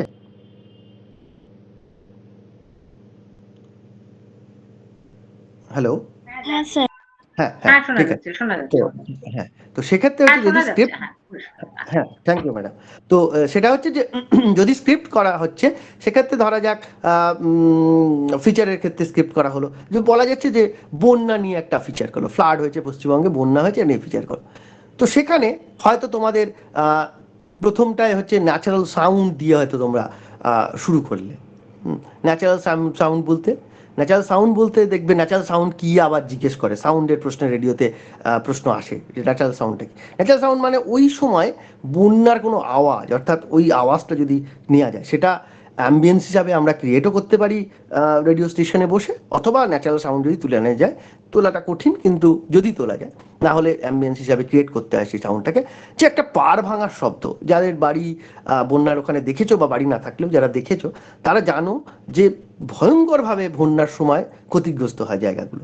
এবার এইটা তোমাকে মনে রাখতে হবে, রেডিওকে কিন্তু কেউ দেখতে পাচ্ছে না, পড়তে পারছে না, তাহলে এমনভাবে জিনিসটাকে তোমাকে করতে হচ্ছে যে সেই অ্যাম্বিয়েন্সটাকে তোমাকে ক্রিয়েট করতে হবে। অর্থাৎ প্রথম তুমি যখন সেখানে শব্দটা বলছো বা দিচ্ছ, প্রথমে যে একটা শব্দ যাচ্ছে যেটা হচ্ছে যেন মনে হচ্ছে জলের আওয়াজ হচ্ছে এবং পাড় ভাঙার একটা শব্দ, সেরকম দিয়ে তুমি হয়তো শুরু করছো।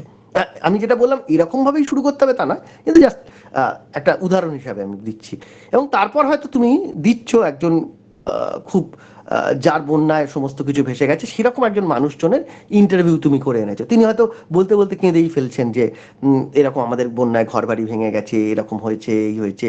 এটা যে কি হচ্ছে না, তুমি ওই পার ভাঙার শব্দের পরে তুমি ওখানে অ্যাড করছো, তার কথাটা তখন ওখানে অ্যাড করছো যে আমাদের এরকম বলতে বলতে নি কেন, সঙ্গে সঙ্গে তুমি কিন্তু পরের অংশে আসছো, ভয়েস ওভার দিচ্ছ একটা সুন্দরভাবে, সিম্প্যাথিটা ক্রিয়েট হলো যে পার ভাঙার শব্দ, ওই যে পার ভাঙছো, পার ভাঙার যে জলের শব্দ, ওটা তখন মানুষের মনের মধ্যে তখন লাগবে ওর ওই কান্নার শব্দে।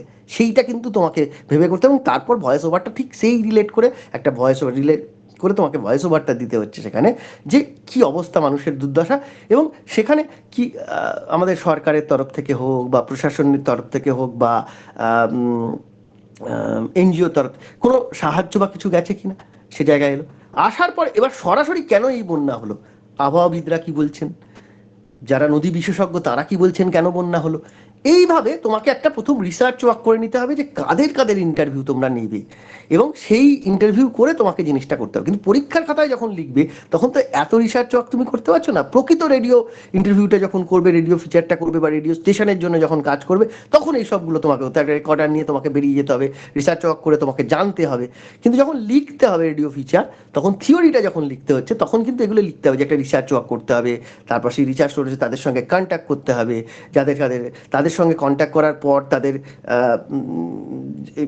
তারা রাজি হলেন এবং তাদেরকে সরাসরি গিয়ে রেকর্ডিং করতে হবে, ইন্টারভিউ নিতে হবে। এই কথাগুলো তোমাদের কিন্তু রেডিও ফিচারের ক্ষেত্রে লিখতে হবে, অর্থাৎ ফিচার মানে এই।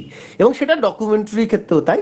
এবার ডকুমেন্টারিতে ক্ষেত্রে ডকুমেন্টারি নির্ভর, ফিচার কি হয় অনেকটা সাহিত্য নির্ভর কোনো বিষয় হতে পারে, সেখানে একটা মিউজিকের অনেক প্রশ্ন থাকে। ডকুমেন্টারি একদম সরাসরি, অর্থাৎ ফিচার আর ডকুমেন্টারি বিষয়টা প্রায় কাছাকাছি, কিন্তু ডকুমেন্টেড কোনো বিষয়টাকে ডকুমেন্টারি, ফিচার অনেক সময় একটু ভাবনা থেকেও হতে পারে। অর্থাৎ তুমি এরকম বিষয়ে ফিচার করতে পারো যেখানে ঘনাদা তার কল্পবিজ্ঞানে কি লিখেছেন, সেটা রেডিও ডকুমেন্টারি হয়, কিন্তু এ ধরনের হচ্ছে রেডিও ফিচার প্রোগ্রাম হিসাবে পরিচিত। তোমার কল্পবিজ্ঞানে আজকে নতুন কোনো মানুষ পৃথিবী মঙ্গল গ্রহ থেকে এলো কিনা, এই ভাবনা থেকেও তোমার ফিচার আসতে পারে। অর্থাৎ ফিচার প্রোগ্রামগুলো একটু কিছু কাল্পনিক, কিছুটা ভাবনা চিন্তা এরকম কিছু মেশানো হয়, কিন্তু ডকুমেন্টারি একদম ডকুমেন্ট বেসড করে হতে হবে। এইটাই একটু ফিচার আর ডকুমেন্টারি পার্থক্য। কিন্তু পদ্ধতিতে, অর্থাৎ একটা সাউন্ড বাইট দেওয়া, একটা সাউন্ড বাইট মানে আমরা যে বাইটটা নিয়ে আসি, ইন্টারভিউ নিয়ে আসি, সেই অংশটাকে বলা হয়, তার কাটিং অংশটাকে বলা হয় বাইট বা সাউন্ড বাইট, এবং তার মধ্যে মিউজিক দেওয়া, তাকে এডিট করা। তোমাদের যখন প্র্যাকটিক্যাল, এবছর হয়তো সরাসরি হবে না, কিন্তু যখন প্র্যাকটিক্যাল যাদের সরাসরি হবে পরবর্তী ক্ষেত্রে হবে, সেখানে অ্যাডোব অডিশন বা অন্য সফটওয়্যারে, সাউন্ড এডিটিং সফটওয়্যারে তোমাদের কিন্তু করতে হতে পারে, কলেজেও হয়তো নেওয়া হতে পারে, যেখানে একটা মিউজিক বা কিছু ঢোকানোর জায়গা থাকবে, জয়েন করতে হবে। তো এগুলো তোমাদের ফিচার বা ডকুমেন্টারির ক্ষেত্রে আসে। তাহলে আমরা রেডিও টকের ক্ষেত্রে বললাম, রেডিও ফিচার বললাম।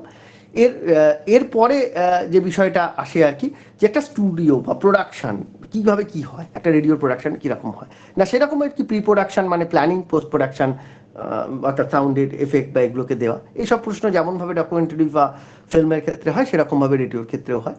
তো এইখানে যে প্রশ্নটা আসে বারবার, যে একটা রেডিও যখন হয়, রেডিও স্টেশনে থেকে যখন চালানো হয় রেডিও স্টেশন, সেখানে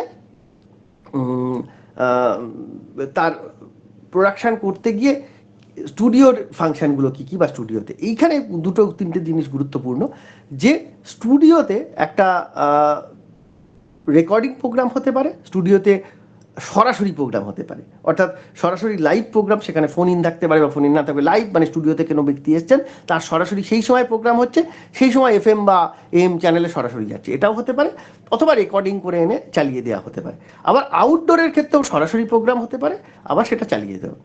নিউজ একটা বড় ফ্যাক্টর, নিউজ, রেডিও নিউজের ক্ষেত্রে। এবং রেডিও নিউজ যখন বলা হয়, সেখানে কীরকমভাবে নিউজ করবে, নিউজ যারা নিউজ দিচ্ছে, নিউজ রিডাররা যেমন নিউজ পড়ছেন, কিন্তু নিউজ আগে থেকে তো নিউজ স্ক্রিপ্ট লেখা হয়, তো সেই নিউজ স্ক্রিপ্টটা লেখার সময় নিউজের ক্ষেত্রেও কিন্তু এরকম মাথায় রাখতে হয় যে কথা, প্রথমে হেডলাইন দেওয়া, তারপর সেই হেডলাইনগুলোকে ব্যাখ্যা করা, 5টা 6টা হেডলাইন দেওয়া থাকবে, সেগুলোকে কি করবে না, হয়তো বলা যায় 5টা বা 6টা হেডলাইন দিল, এর উপর নিউজ লেখো। তার মানে সেগুলো হচ্ছে, যেমন আমার বলা হয়, যাও this is all India today's headline বলে পরপর হেডলাইনগুলো বললো, কিংবা নমস্কার আজকের আকাশবাণী কলকাতার আজকের খবর হলো, বিশেষ খবর বলে পরপর বলছে।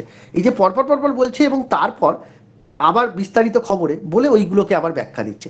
তোমাদেরও যখন নিউজ লিখতে হবে এরকম ভাবে লিখতে হবে। আর রেডিও নিউজ বলার সময় থিওরিগতভাবে সেই কথাগুলোকে কিন্তু বলতে হবে। অর্থাৎ রেডিওটা অনেকটা তো প্র্যাকটিক্যাল নির্ভর বিষয়, ফলে প্র্যাকটিক্যালের যে বিষয়গুলো তোমাদের একটু রেডিও শোনার অভ্যাসটা করতে হবে। এখন কিন্তু অ্যাপ চলে এসছে, ইন্টারনেট রেডিও প্রচুর হয়েছে, তোমাদের এফএম রেডিও স্টেশন বিভিন্ন জায়গায় রয়েছে, প্রাইভেটের কথা বলছি, সরকারি স্তরে যে আকাশবাণীর তোমরা এফএম এবং রেডিও স্টেশন দেখো, সেটা যে সবসময় রেডিওটা থাকতে হবে তারা, নিউজ অন এআইআর বলে অ্যাপ আছে, নিউজ অন এআইআর, সেই অ্যাপটা যদি তোমরা প্লে স্টোর থেকে ডাউনলোড করো তাহলে সেখানেও তোমরা কিন্তু রেডিওর প্রোগ্রাম শুনতে পারবে।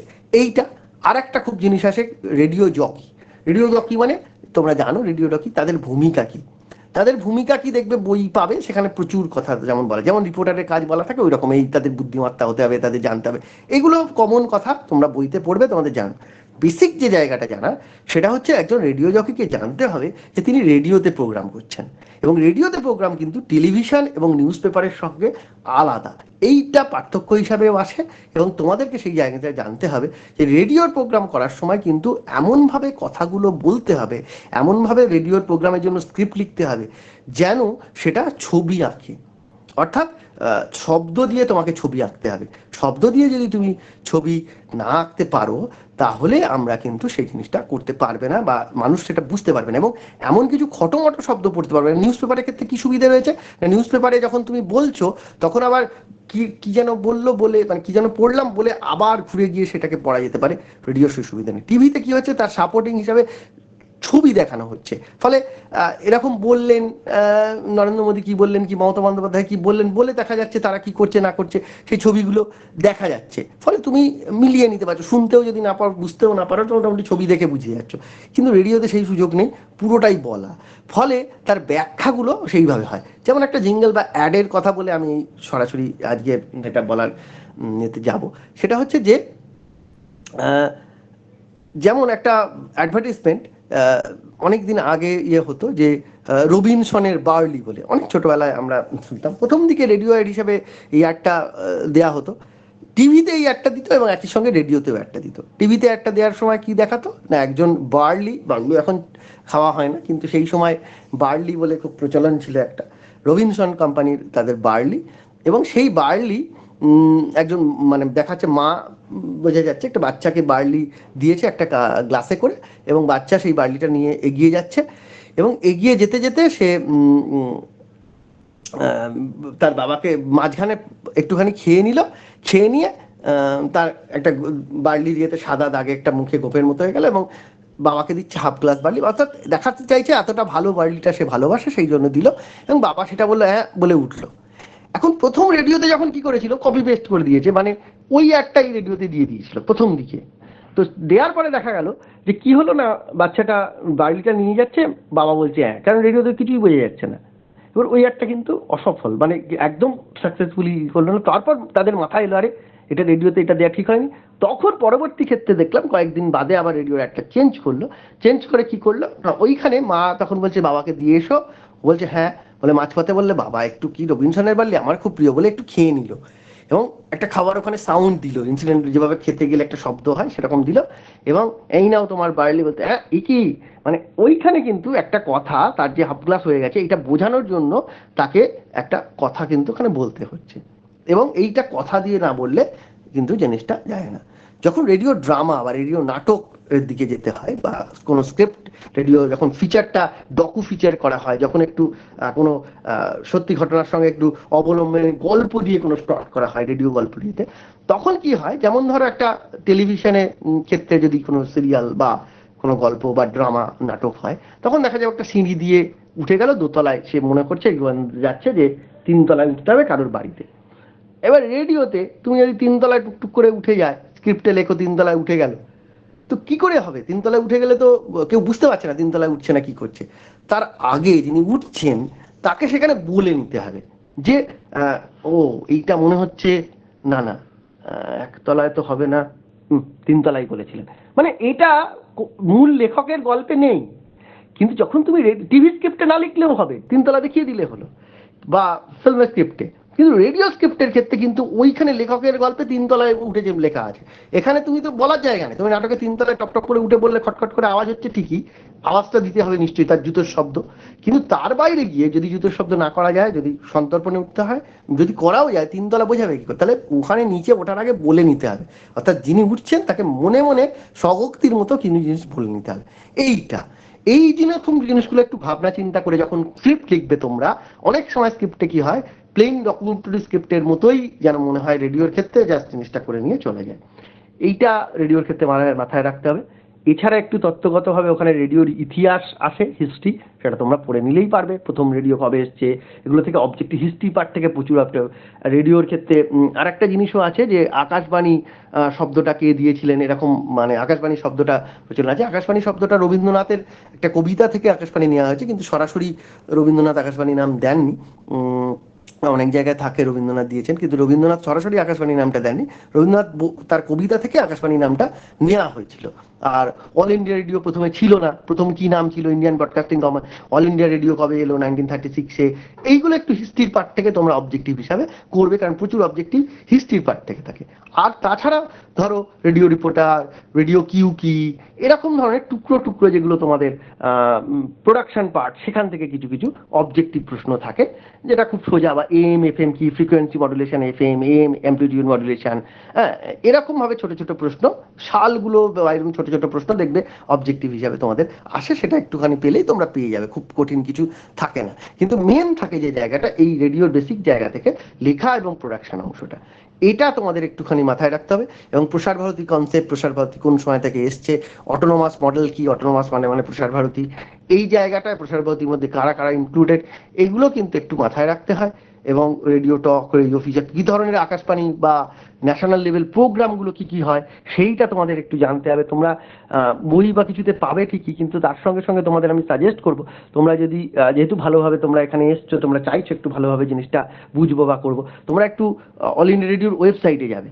ওখানে ওয়েবসাইটগুলোতে দেখবে বা আর্কাইভে, অল ইন্ডিয়া রেডিওর মধ্যে প্রচুর আর্কাইভে নিউজগুলো পাবে, ওখানে নিউজ স্ক্রিপ্টও পাবে। তাহলে তোমরা বুঝে যাবে কেমনভাবে নিউজ স্ক্রিপ্টগুলো লিখতে হয়। একদম স্ক্রিপ্ট করা আছে, বাংলায়ও আছে, ইংলিশ বা অন্য ভাষাতেও আছে, অন্যান্য রিজিওনালে। তোমাদের ইংলিশ আর বাংলাই লাগবে, অন্য কোনো ল্যাঙ্গুয়েজ লাগবে না।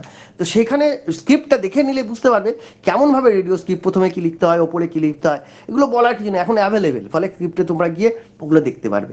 এবং তোমরা যদি বিভিন্ন স্টেশনের, রেডিও স্টেশনগুলো এখন প্রচুর ইন্টারনেট রেডিও তৈরি হয়েছে, সেগুলো বিদেশে, আমাদের দেশে খুব কম, কিন্তু বিদেশে তৈরি হয়েছে। তোমরা যদি সেগুলো ঘাঁটো, তাহলে দেখতে পারবে কীরকম ইন্টারনেট রেডিওর কাজ কি, তারা কি করে, কিভাবে রেডিও চালাচ্ছে, এগুলো তোমরা কিন্তু রেডিও হবে। কমিউনিটি রেডিও নিয়ে প্রশ্ন আসবে, কমিউনিটি রেডিও হিসাবে প্রশ্ন আসে অনেক সময়। কমিউনিটি রেডিওটা এক সময় সাকসেসফুল হয়েছিল, এখন একটু কমিউনিটি রেডিও মার খেয়ে গেছে, কারণ তাদের প্রধান সমস্যা যেটা, কমিউনিটি রেডিও মানে কি, কমিউনিটির মধ্যে 500 মিটারের মধ্যে তার সার্কেলে, যেমন আমাদের এখানে যাদবপুর ইউনিভার্সিটিতে রয়েছে, আমাদের এখানে সত্যজিৎ ফিল্ম ইনস্টিটিউটে রয়েছে, এরকম কতগুলো জায়গা, নতুন বাঁকুড়া ইউনিভার্সিটি বা সম্ভবত সিধু কানু, তারাও radio station, community radio centre খুলেছে। তো এরকম আর কি, ঝাড়গ্রাম বিশ্ববিদ্যালয়ে তারাও খোলার চেষ্টা করছে। এরকম কিছু জায়গায় কমিউনিটি রেডিওর খোলার চেষ্টা চলছে। কিন্তু কমিউনিটি রেডিওর মূল সমস্যা যেটা, সেটা হচ্ছে বেশি দূর পর্যন্ত এটা শোনা যায় না, জাস্ট কমিউনিটির জন্য। সেক্ষেত্রে ইন্টারনেট রেডিওর ব্যাপ্তি অনেক বেশি। আর অল ইন্ডিয়া রেডিও ছাড়াও প্রাইভেট রেডিও স্টেশন এখন আছে, সেই জন্য রেডিওর কিন্তু গুরুত্ব বাড়ছে। এবং রেডিও যেহেতু ইন্টিমেট মিডিয়া, দেখবে এফএম প্রেজেন্টেশন বা যখন রাত্রে প্রোগ্রামগুলো হয়, তখন কিন্তু মানুষজন খুব সহজে, মানে এমনভাবে প্রোগ্রামগুলো প্রেজেন্টাররা করেন যাতে মনে হয় তোমাকেই যেন বলছে। এইটা কিন্তু তোমাদের স্ক্রিপ্টের মধ্যে কিন্তু জায়গাটা থাকতে হবে। এবং একটা জিনিস মাথায় রাখতে হবে যে রেডিওর জন্য বলাগুলো খুব সহজ, সরল এবং খুব ইন্টারেস্টিং ওয়েতে শুরু করতে হবে। যদি ইন্টারেস্টিং ওয়েতে তুমি শুরু করতে না পারো, তাহলে কিন্তু জিনিসটা শুরু হবে না। যেমন একটা জাস্ট ইন্টারেস্টিং ওয়েতে, মানে শুরুর জায়গা থেকে আমি বলি, যাকে বলা যাক, যদি কোনো জ্ঞান দেয়া কিন্তু এখানে যাবে না, এটা মাথায় রাখতে হবে। ধরো অনেক সময় কি হয়, প্রচারমূলক অনুষ্ঠান করতে হয়, মানে সরকার থেকে, দপ্তর থেকে থাকে বা কোনো জায়গায় থাকে, প্রচারমূলক অনুষ্ঠান তোমাদেরও আসে। এইডস ক্যাম্পেনিং করো, চক্ষুদান নিয়ে করো, মরণোত্তর দেহদান করো, অর্থাৎ বডি মৃত্যুর পরে তোমার বডিটাকে তুমি ডোনেট করবে বা চক্ষুদান করবে। এরকম একটা জায়গায় তুমি যদি এখন শুরু করো যে হ্যাঁ আপনার মহামূল্য জীবন দিয়ে দাও, আপনার এরকম মৃত্যুর পর আপনি দিয়ে দেবেন, কি করবেন, মানে এমনভাবে যদি কথাবার্তা বলো, তাহলে কিন্তু লোকজন নিবে না। সেখানে যদি তুমি শুরু করো এরকম যে, আচ্ছা কল্পনা করতে পারেন যে মানুষগুলো কি অবস্থা, বা আপনি 1 মিনিট চোখ বন্ধ করে বসে থাকতে পারবেন, তুমি হয়তো শুরু করছো বলে, তখন হয়তো সেই সময় না না পারবেন না, বুঝতে পারছি, কারণ আপনার এত ধৈর্যর বা এরকম 1 মিনিট চুপ করে বসে থাকা কিন্তু সম্ভব নয় চোখ বন্ধ করে। তাহলে ভাবুন তো সেই মানুষগুলোর কথা। কিংবা ধরো মরণোত্তর দেহদানের ক্ষেত্রে তো শুরু করলে যেদিন আপনার জীবন চলে যাবে, ডাক্তাররা বলবেন মস্তিষ্কের মৃত্যু ঘটেছে, সেদিন বলবেন না এই আপনার সব দেহ, বরং বলুন জীবনের আধার। আপনার জীবন দিন তাকে যে কখনো সকালে সূর্য দেখেনি। মানে এইটা দিয়ে তোমাকে সিম্প্যাথি, মানে যে রকম আমি এটা বলছি মানে তাই নয়। আবার গ্লোবাল ওয়ার্মিং নিয়ে যখন প্রচুর সব সময় আমরা দেখি গ্লোবাল ওয়ার্মিং, গ্লোবাল ওয়ার্মিং হলেই আমরা দেখি যে একদম শুরুতেই সেই কার্বন ডাইঅক্সাইড কার্বন মনোক্সাইড বলতে শুরু করলো। একটা রেডিও চ্যানেল খুলে যদি কেউ এরকম বলতে শুরু করে, কেউ শুনবে না, কারণ কারোর দায় নেই সেটা শোনার, তারা সঙ্গে সঙ্গে চেঞ্জ করে নেবে চ্যানেলটা। তাহলে সেইটা তোমার স্ক্রিপ্টের সময়ও কিন্তু মানে টিচারদেরও দায় নেই তোমার ওই লেখাটা পড়ার জন্য, কারণ ওই কথাগুলো যদি বলতে নিশ্চয়ই হবে, না বলে তো তুমি যেতে পারবে না, কার্বন ডাইঅক্সাইড কার্বন মনোক্সাইডের কথা না বলে তো তুমি যেতে পারবে না। কিন্তু শুরুটা যদি তুমি এরকম করো, আচ্ছা কল্পনা করতে পারেন বসন্তের কোনো একদিন আপনি চলে গেছেন ডেলাওয়্যার সাগরের তীরে, দেখছেন কত পাখি, না না অত দূর যেতে হবে না, ঘরের ধারের হিমালয় দেখেছেন, হিমালয়ের সৌন্দর্য, একটু সৌন্দর্য বর্ণনা করে দিলে জানেন এগুলো কিছু থাকবে না, গলে জল হয়ে যাবে। মানে আমি বলতে চাইছি যে শুরুগুলো খুব ইন্টারেস্টিং রেডিওতে, কারণ প্রথম 1 মিনিটে 30 সেকেন্ডে, এখন আরো কম সময়, মানুষের প্রচন্ড ধৈর্যের অভাব, কিন্তু তারা থাকবে না, তাদেরকে কিন্তু ধরে রাখতে হবে। এবং সেটা তোমরা যখন লিখবে তোমাদের টিচারদেরও কিন্তু সেইটা ধরে রাখতে হবে স্ক্রিপ্টের মধ্যে দিয়ে, যে স্ক্রিপ্টগুলো লেখা হয় প্রথম 1-2 প্যারাগ্রাফ কিন্তু সেই ইন্টারেস্টিং শব্দগুলো যেন তারা পান। মানে গতানুগতিক কিছু কথা বইতে যেরকম লেখা থাকে সেরকম ভাবে কিছু লিখে দিলে কিন্তু হবে না রেডিও স্ক্রিপ্ট বা ইয়েতে। এইটা একটু মাথায় রাখা। আমি এটা বলে আজকে শেষ করব। তার মধ্যে আমি চাইবো যারা আছেন তারা যদি কোনো প্রশ্ন থাকে সরাসরি প্রশ্ন করতে পারো, সরাসরি প্রশ্ন করতে পারো। কার কাছে কি প্রশ্ন, যাদের প্রশ্ন আছে তারা করতে পারো। কারোর প্রশ্ন আছে কোনো? স্যার, হ্যাঁ স্যার আপনি বললেন রেডিও কাকে রেডিও প্রশ্ন টক করছে আগে শোর বলো? মধ্যে ডিফারেন্স বললেন। আমার হ্যাঁ মানে কোন আপনাকে বিষয়ে প্রশ্ন করছিলাম। রেডিও নিয়ে বলো। রেডিও টক আর রেডিও টক শো নিয়ে। রেডিও আমরা তো মানে রেডিও টক আর রেডিও টক শোটা বুঝেছি, কিন্তু ওই যে একটা নিউজ মানে পরপর বলে গেল না, যে হয় না ওরকম 2-3টে নিউজ পরপর 1-1.5 মিনিটের নিউজ বলে যায়, স্যার ওটা কোনটার মধ্যে পড়ে, রেডিও টক না রেডিও টক? 1 মিনিটে নিউজ বলে যায় মানে ও মানে ওই যে একটা কিছুটা টাইমের মধ্যে কিছুক্ষণের মধ্যে বলে আজ মুখ্যমন্ত্রী বদলালো বা আজ এই রাজনৈতিক এটা হলো, ওখানে ওটা কি এফএম এ বলছো তো? হ্যাঁ একটা পরপর বলে যায় না, রেডিওতে এরকম হ্যাঁ মানে বুঝতে পেরেছি। হ্যাঁ ওটা হচ্ছে এফএম এর ক্ষেত্রে বলছো তো, না কলকাতা কয়ে বলছো, বা গীতাঞ্জলি বা সঞ্চয়িতায় বলছো, মানে কোন রেডিওর কোন চ্যানেল? এফএম এর জন্য বলছো তো? এফএম এ যে নিউজগুলো হয় পরপর বলে যায় 1-1.5 মিনিটে, তাই তো? হ্যাঁ অ্যাকচুয়ালি হচ্ছে এইটা একটু বলে নি, সেটা হচ্ছে সুপ্রিম কোর্টের একটা অর্ডার আছে, আকাশবাণী ছাড়া, আকাশবাণীর এম অর্থাৎ অ্যামপ্লিটিউড মডুলেশনে যেটা গীতাঞ্জলি এবং সঞ্চয়িতা এরা ছাড়া বা মানে এই দুটো চ্যানেল ছাড়া কেউ সংবাদ সম্প্রচার করতে পারবে না। সেই হিসাবে এফএমও সংবাদ সম্প্রচার করতে পারে না, এবং প্রাইভেট এফএম তো পারেই না। ফলে তারা এন্টারটেনমেন্টের জন্য, কারণ আমাদের ম্যাকব্রাইট কমিশন অনুসারে কিন্তু প্রথম বলা হয়েছিল ইনফরমেশন এডুকেশন তারপর entertainment, to inform two educate to entertain. তো ইনফরমেশন এবং এডুকেশনটা আকাশবাণী নিয়েছে এবং এন্টারটেনমেন্টের দায়িত্ব নিয়েছে, কিন্তু প্রাইভেট এফএম চ্যানেল এবং সরকারি এফএম চ্যানেলও কিছুটা এন্টারটেনমেন্টের দিকে। এখন এন্টারটেনমেন্টের মাঝে ওরা যেহেতু সরাসরি নিউজ দিতে পারে না, সংবাদ বলে করা যায় না, ওদের ওটাকে নিউজটাকে আমরা বলি নিউজ বুলেটিন, আর ওদেরটাকে বলা হয় ইনফরমেশন বুলেটিন। অর্থাৎ ওটা ইনফরমেশন বুলেটিন হিসাবে যে আজকের এই খবর একটু জেনে যায়, ট্রাফিক সম্পর্কে একটু জেনে যায়, বা কি বলেছে 2-3 মিনিট একটুখানি খবরের মতো করে ওরা বলে দেয়। সরাসরি সংবাদের যে কনসেপ্ট, যেখানে আকাশবাণী নিউজ হয়, সেটা আকাশবাণীর ক্ষেত্রেই নিউজটা হয়, অন্য চ্যানেলগুলো কিন্তু নিউজ করতে পারে না। কারণ হচ্ছে এখানে অর্ডার আছে যে নিউজটা করা যাবে না, নিউজটার ক্ষেত্রে একটা বাধা আছে। তো সেই জন্য ওই রকম যে তুমি শোনো 2-3 মিনিট বলে যায়, that is call information bulletin, অর্থাৎ একটা তথ্য তোমাকে দিচ্ছে, নিউজের মতোই শুনতে লাগে, সেটা হচ্ছে ইনফরমেশন বুলেটিন বলা হয়। আর আরেকটা জিনিস বলে নি, একটা জিনিস নিউজ রিল আছে, অর্থাৎ সেটা আকাশবাণীতে প্রোগ্রাম হয়, যেমন তরঙ্গ বলে অনুষ্ঠান তাদের হয়, এবং নিউজ ম্যাগাজিন প্রোগ্রাম হয়। এই দুটো আমি একটু বলিনি, একটু জাস্ট ছুঁয়ে গেলাম। নিউজ রিল হচ্ছে কি, একটা কোনো অংশ বললাম, তারপর কোনো বলার পর কোনো নিউজ হলো, তারপর একটা মিউজিক দিয়ে আর একটা নিউজ, এরকম 8-10টা নিউজ হয়। তোমরা দেখবে ওই এবিপি আনন্দ বা যে কোনো চ্যানেলগুলোতে, 24 ঘন্টা বা যেতে অনেকগুলো নিউজকে একসঙ্গে 10-25টা নিউজ একসঙ্গে দেয়। ওই রকম ধরনের রেডিওতে যে প্রোগ্রামগুলো হয়, পরপর নিউজগুলো এবং মাঝে একটা করে মিউজিক দিয়ে রিলের মতো একটা ফিল্ম রিল যদি তোমরা দেখে থাকো ছোটবেলা, আমরা জানি না তোমরা কারা দেখেছো, এখন তো ডিজিটালে রিল দেখতে পাবে না, ওই রিল যারা দেখেছো যদি পুরনো দেখে থাকো, বা ফিল্মের স্টিপের মতো, সেই স্টিপগুলোতে যেমন থাকে, সেই জন্য ওই পরপর যায় বলে, এবং মাঝে মিউজিক থাকে নিউজগুলো, ওটাকে নিউজ রিল বলে। খবরের কনসেপ্টের মতো নয়, নিউজ রিল বলে। আর ম্যাগাজিন প্রোগ্রাম হচ্ছে গান, গল্প, কবিতা বা বিজ্ঞানের অনুষ্ঠান, নানা রকম কিছু নিয়ে যখন একটা প্রোগ্রাম সাজানো হয়, তখন তাকে ম্যাগাজিন প্রোগ্রাম বা রেডিও ম্যাগাজিন প্রোগ্রাম বলে। যেমন রেডিওতে বিজ্ঞানের একটা অন্বেষা বলে একটা প্রোগ্রাম হয়, মহিলাদের একটা প্রোগ্রাম শ্রবণী বলে মহিলাদের একটা ম্যাগাজিন প্রোগ্রাম হয়, এরকম ভাবে নানা রকম ম্যাগাজিন প্রোগ্রাম হয়। ঠিক আছে, আর কারোর কোনো প্রশ্ন আছে? Yes, sir. Good evening. My question Indrani ma'am ke kora ache. Madam বলো ইন্দ্রাণী বলো। ম্যাডাম, হ্যাঁ হ্যাঁ বলো।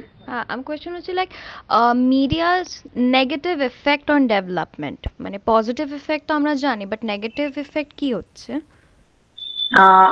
Whenever media is giving, concern with development, there is no negative effect as such, because what I said is that media is, communication is the process through which you can reach the people with the news of development, or you can utilize the media to inform the people and at the same time to make the people understand that what is development.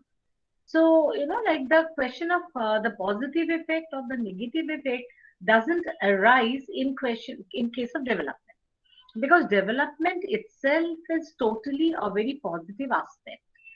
And for this, to convey the message of this positive aspect, at the same time, to make the people participate in this positivity, you are utilizing the media. So there is no question coming for the negative effect of media, right? Am I clear? Yes, ma'am. And there's another question. Yes. Does these developed nations, do they still affect or influence the developmental plans or policies of the developing nations? Of course they do, because there are the international platforms like United Nations where a lot of discussions go on regarding the development, and it is a basic thing that the developing nations or the so-called non-affluent nations, they need a lot of help from the developed countries. And here also, like nowadays there is a concept that not mentioning the countries to be developed countries, rather they are called the affluent countries. So these affluent countries, since they have got a lot of resources and they have got a lot of money, so naturally it was a demand from the developing or the third world countries that they should give this money as the aid, or the aid of the technological know-how, or any sort of help that should come from the affluent world, affluent countries, so that these developing countries can develop themselves. And for that reason, even now, that all the affluent countries, they are not only discussing or taking part in the policy making, but at the same time, in practice also, they are helping the developing nations, and positively they are giving the economic help, the technological know-how, and also a lot of people, they give their personal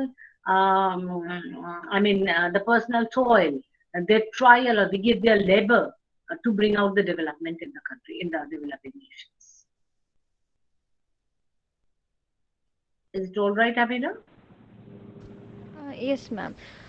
Which means that they are also like the things they follow, or the certain things, like it's like the usage of Western, what do you call that thing? It is. I'll tell you. Okay. The affluent countries, they try to frame and put a lot of planning. But whenever you are talking about development, it is a basic concept that every country has got a separate pattern. Because unless this planning and the procedures are coming from within, I mean, every nation is different, right? So if you put a developmental model or a plan of America, if you put it on India, then it is very difficult to follow the pattern in toto and getting a beneficial result. Because India has got altogether a different pattern, a different lifestyle, different problems, different possibilities. So whatever development planning and concept has to be made, that should come from within the country. But the affluent countries, they can always help the people, the developing countries, to go for a pattern, to create a framework, or in some cases, in the reality, they can implement something so that these developmental countries can follow that and they can go for their own development. Anything else? Okay, next কারোর question আছে কোনো? Yes sir. হ্যাঁ, প্রথমে উপস্থিত সকল শিক্ষক শিক্ষিকাকে আমার প্রণাম জানাই। আমি শুভশ্রী জানা, সাউথ ক্যালকাটা গার্লস কলেজ থেকে। আমার প্রশ্ন ইন্দ্রাণী ম্যামের কাছে।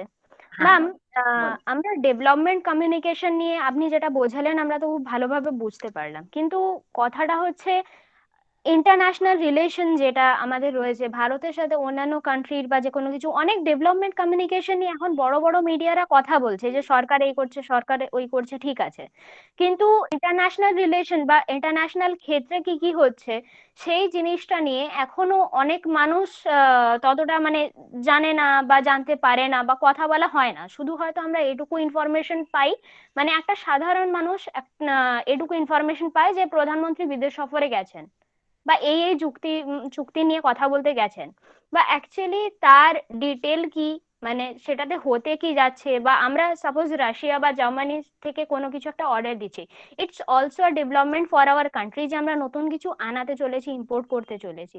তো এগুলো নিয়ে কেন কথা বলা হয় না বা এটাকে কিভাবে স্টার্ট করা যেতে পারে?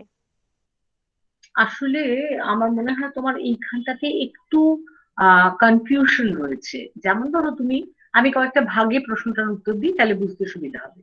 প্রথম যেমন তুমি বললেন যে বলে যে প্রধানমন্ত্রী বিদেশে যাচ্ছেন, তার ডিটেল নিউজটা আমরা পাই না। আমরা ডিটেল নিউজটা পাই, অর্থাৎ প্রধানমন্ত্রী কেন বিদেশে গেছেন এবং সেখানে গিয়ে তার সঙ্গে কি কি বিষয়ে কথা হচ্ছে সেটা ততটাই নিউজ কাভারেজে দেওয়া যেতে পারে যতটা ইজ পারমিসিবল। পারমিসিবল কথাটার মানে হচ্ছে যখন দুজন ডিগনিটারিজ এর মধ্যে কথা হয় বা যখন কোনো হেড অফ দ্য স্টেটস এর মধ্যে যখন কোনো আলোচনা হয়, তখন তার সবটাই কিন্তু কমন পিপলের জানার জন্য নয়।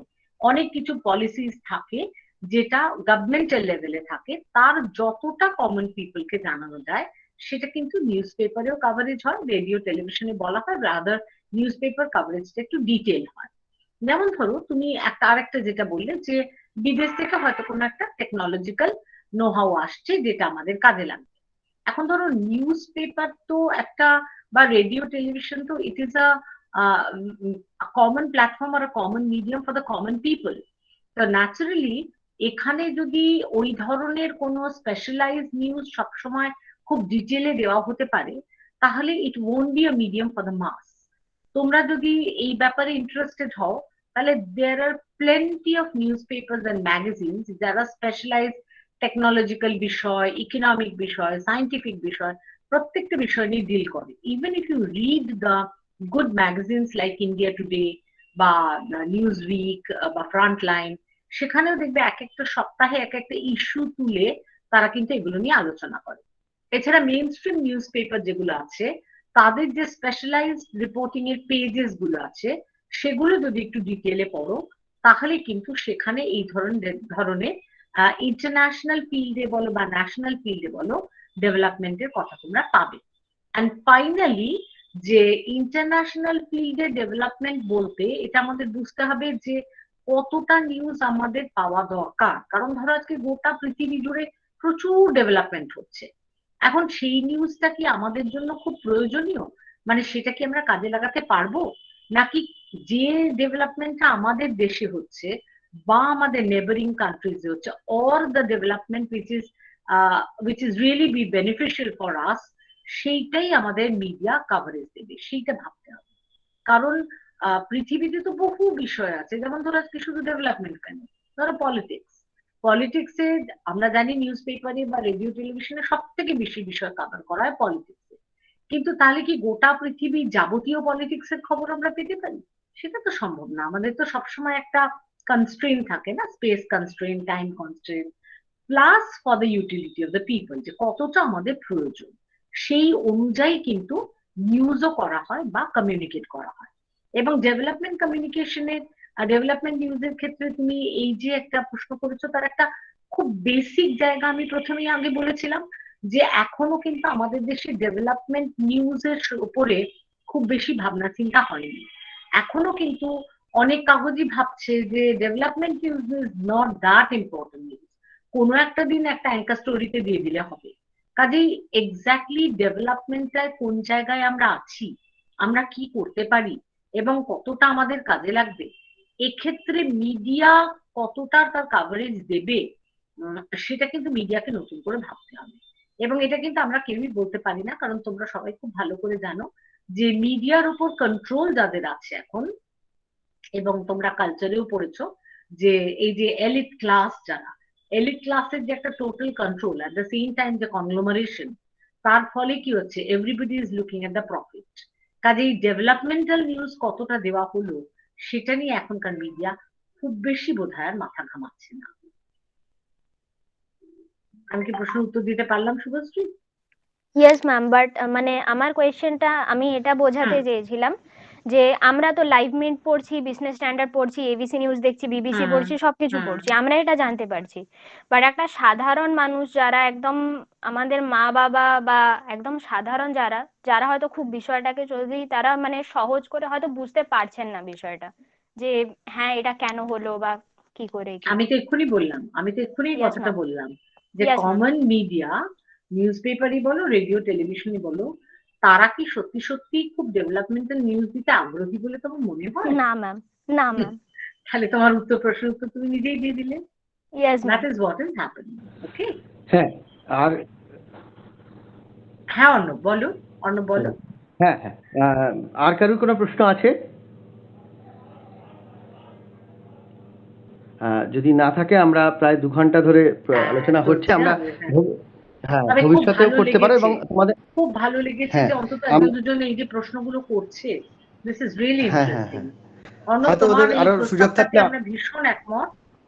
আরো হ্যাঁ, আমরা এটা নিয়ে কথা বলতে পারবো, আমরা আরো এগিয়ে যেতে পারবো। এবং আমরা চেষ্টা করছি যদি কোশ্চেন গুলো ওদের কারুর থাকে আমাদের কাছে জানায় এই পেপারগুলো নিয়ে, আমরা তাহলে আবার একদিন বসে সেগুলো আলোচনা করে জানাতে পারবো, যদি তোমাদের ভেবে থাকো বা এরকম কোশ্চেনগুলো শুনে। এবং আমরা রেকর্ডিংগুলো দিয়ে দেবো অন্য স্টুডেন্টদেরকে যারা আজকে অনুষ্ঠানে আসতে পারেনি, তাদেরকে দেবো, এবং তারা যদি শুনে সেগুলো, যদি কোনো তাদের প্রশ্ন থাকে, আমরা সেটা লিখিতভাবে নেব এবং আমরা নিজেদের মধ্যে ডিসকাস করে কোনো একদিন সেগুলো নিয়ে আলোচনা করতে পারবো। এটা বিষয়। আর একটা বিষয়, আর কারোর কোনো প্রশ্ন নেই তো? তাহলে আমরা এবার শেষ করব। আমি অধ্যাপিকা তনুজা বসু রায়কে অনুরোধ করব যে তার কনক্লুডিং সেশনে তার বক্তব্য রাখার জন্য। Thank you Arnab.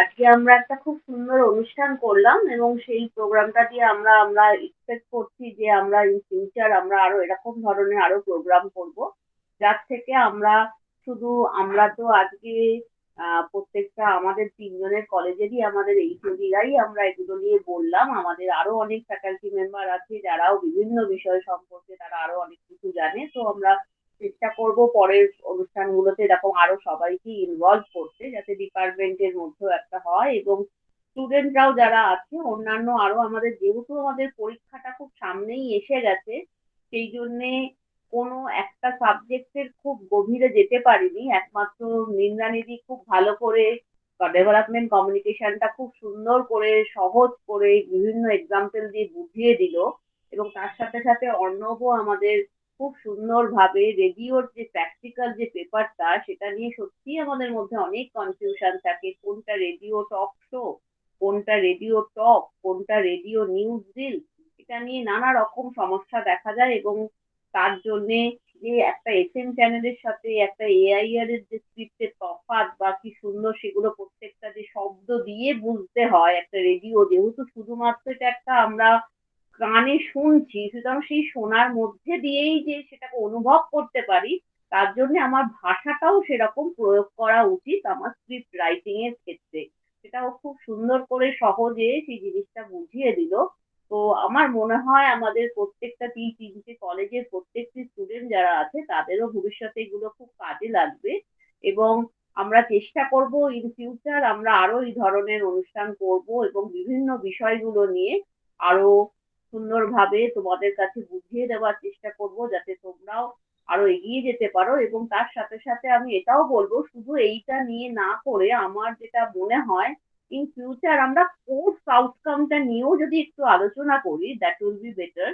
বিকজ এই সাবজেক্টটা যারা পড়ছে তারা শুধুমাত্র এই যে হায়ার স্টাডিজ করবে তা তো নয়, এটা মেনলি আমরা যাতে কাজের ক্ষেত্রে যেটা আমরা মানে মানে ফিল্ডে যদি তারা কাজ করতে চায়, তার জন্য কি কি ফিল্ড খোলা আছে, আমার এইটা প্রস্তাব রইল সেইটা নিয়েও যেন আমরা ইন ফিউচার কিছু প্রোগ্রাম করি, অনুষ্ঠান করি, যাতে আমরা স্টুডেন্টদের কেরিয়ার গাইডেন্সটা দিতে পারি যে তারা কি কি একটা আমাদের ফিল্ডটা এমনই একটা ফিল্ড যেখান থেকে এই সাবজেক্টটা পড়ে অনেকগুলো দিকে আমরা যেতে পারি কাজের ক্ষেত্রে।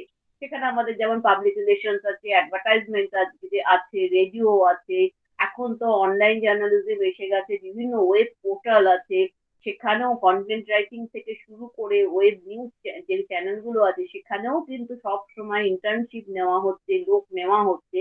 কিন্তু অনেক সময় কি হয়, আমাদের স্টুডেন্টরা সেগুলো ঠিক মতো বুঝে উঠতে পারে না।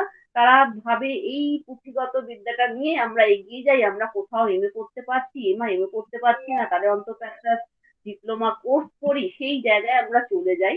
তো আমার মনে হয় ওরা যাতে নিজেদের কাজের ক্ষেত্রেও যে আমাদের এতগুলো ফিল্ড আছে সেগুলো সম্পর্কেও যদি আমরা একটু ইন ফিউচার বলি, আমার মনে হয় সেটা বোধহয় অনেক বেশি হেল্পফুল হবে। এটাই আমার প্রস্তাব। আমার মনে হয় আমরা এই ধরনের প্রোগ্রামও আবার করবো, এবং তাতে আমরা এই কোর্স আউটকাম এটার থেকে আমরা কি কি কেরিয়ারে যেতে পারি সেই নিয়ে আলোচনা করব।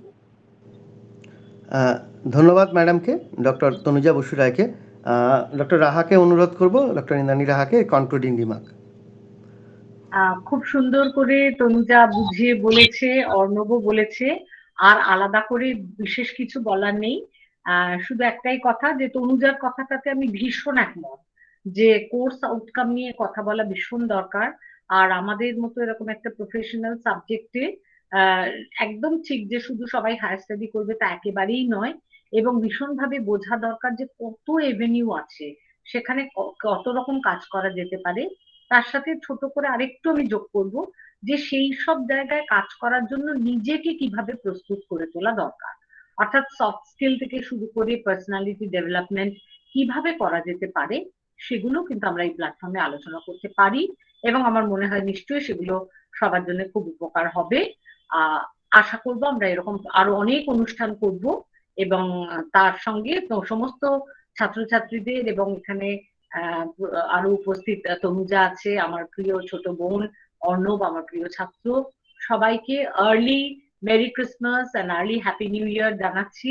তোমরা সবাই ভালো থেকো, খুব আনন্দে থেকো, আমরা আবার দেখা হবে, তখন আমরা অনেক কথা বলবো। ওকে, গুড নাইট। ধন্যবাদ জানাই ডক্টর ইন্দ্রাণী রাহাকে।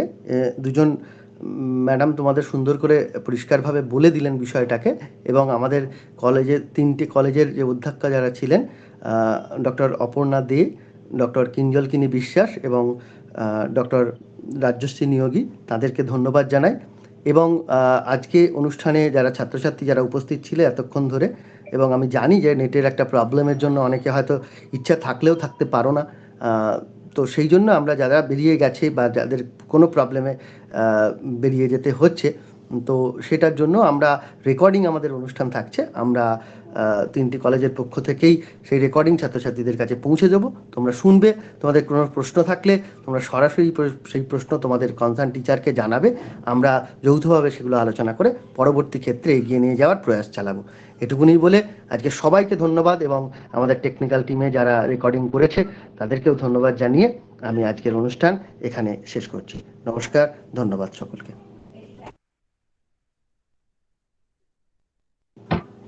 Recording of.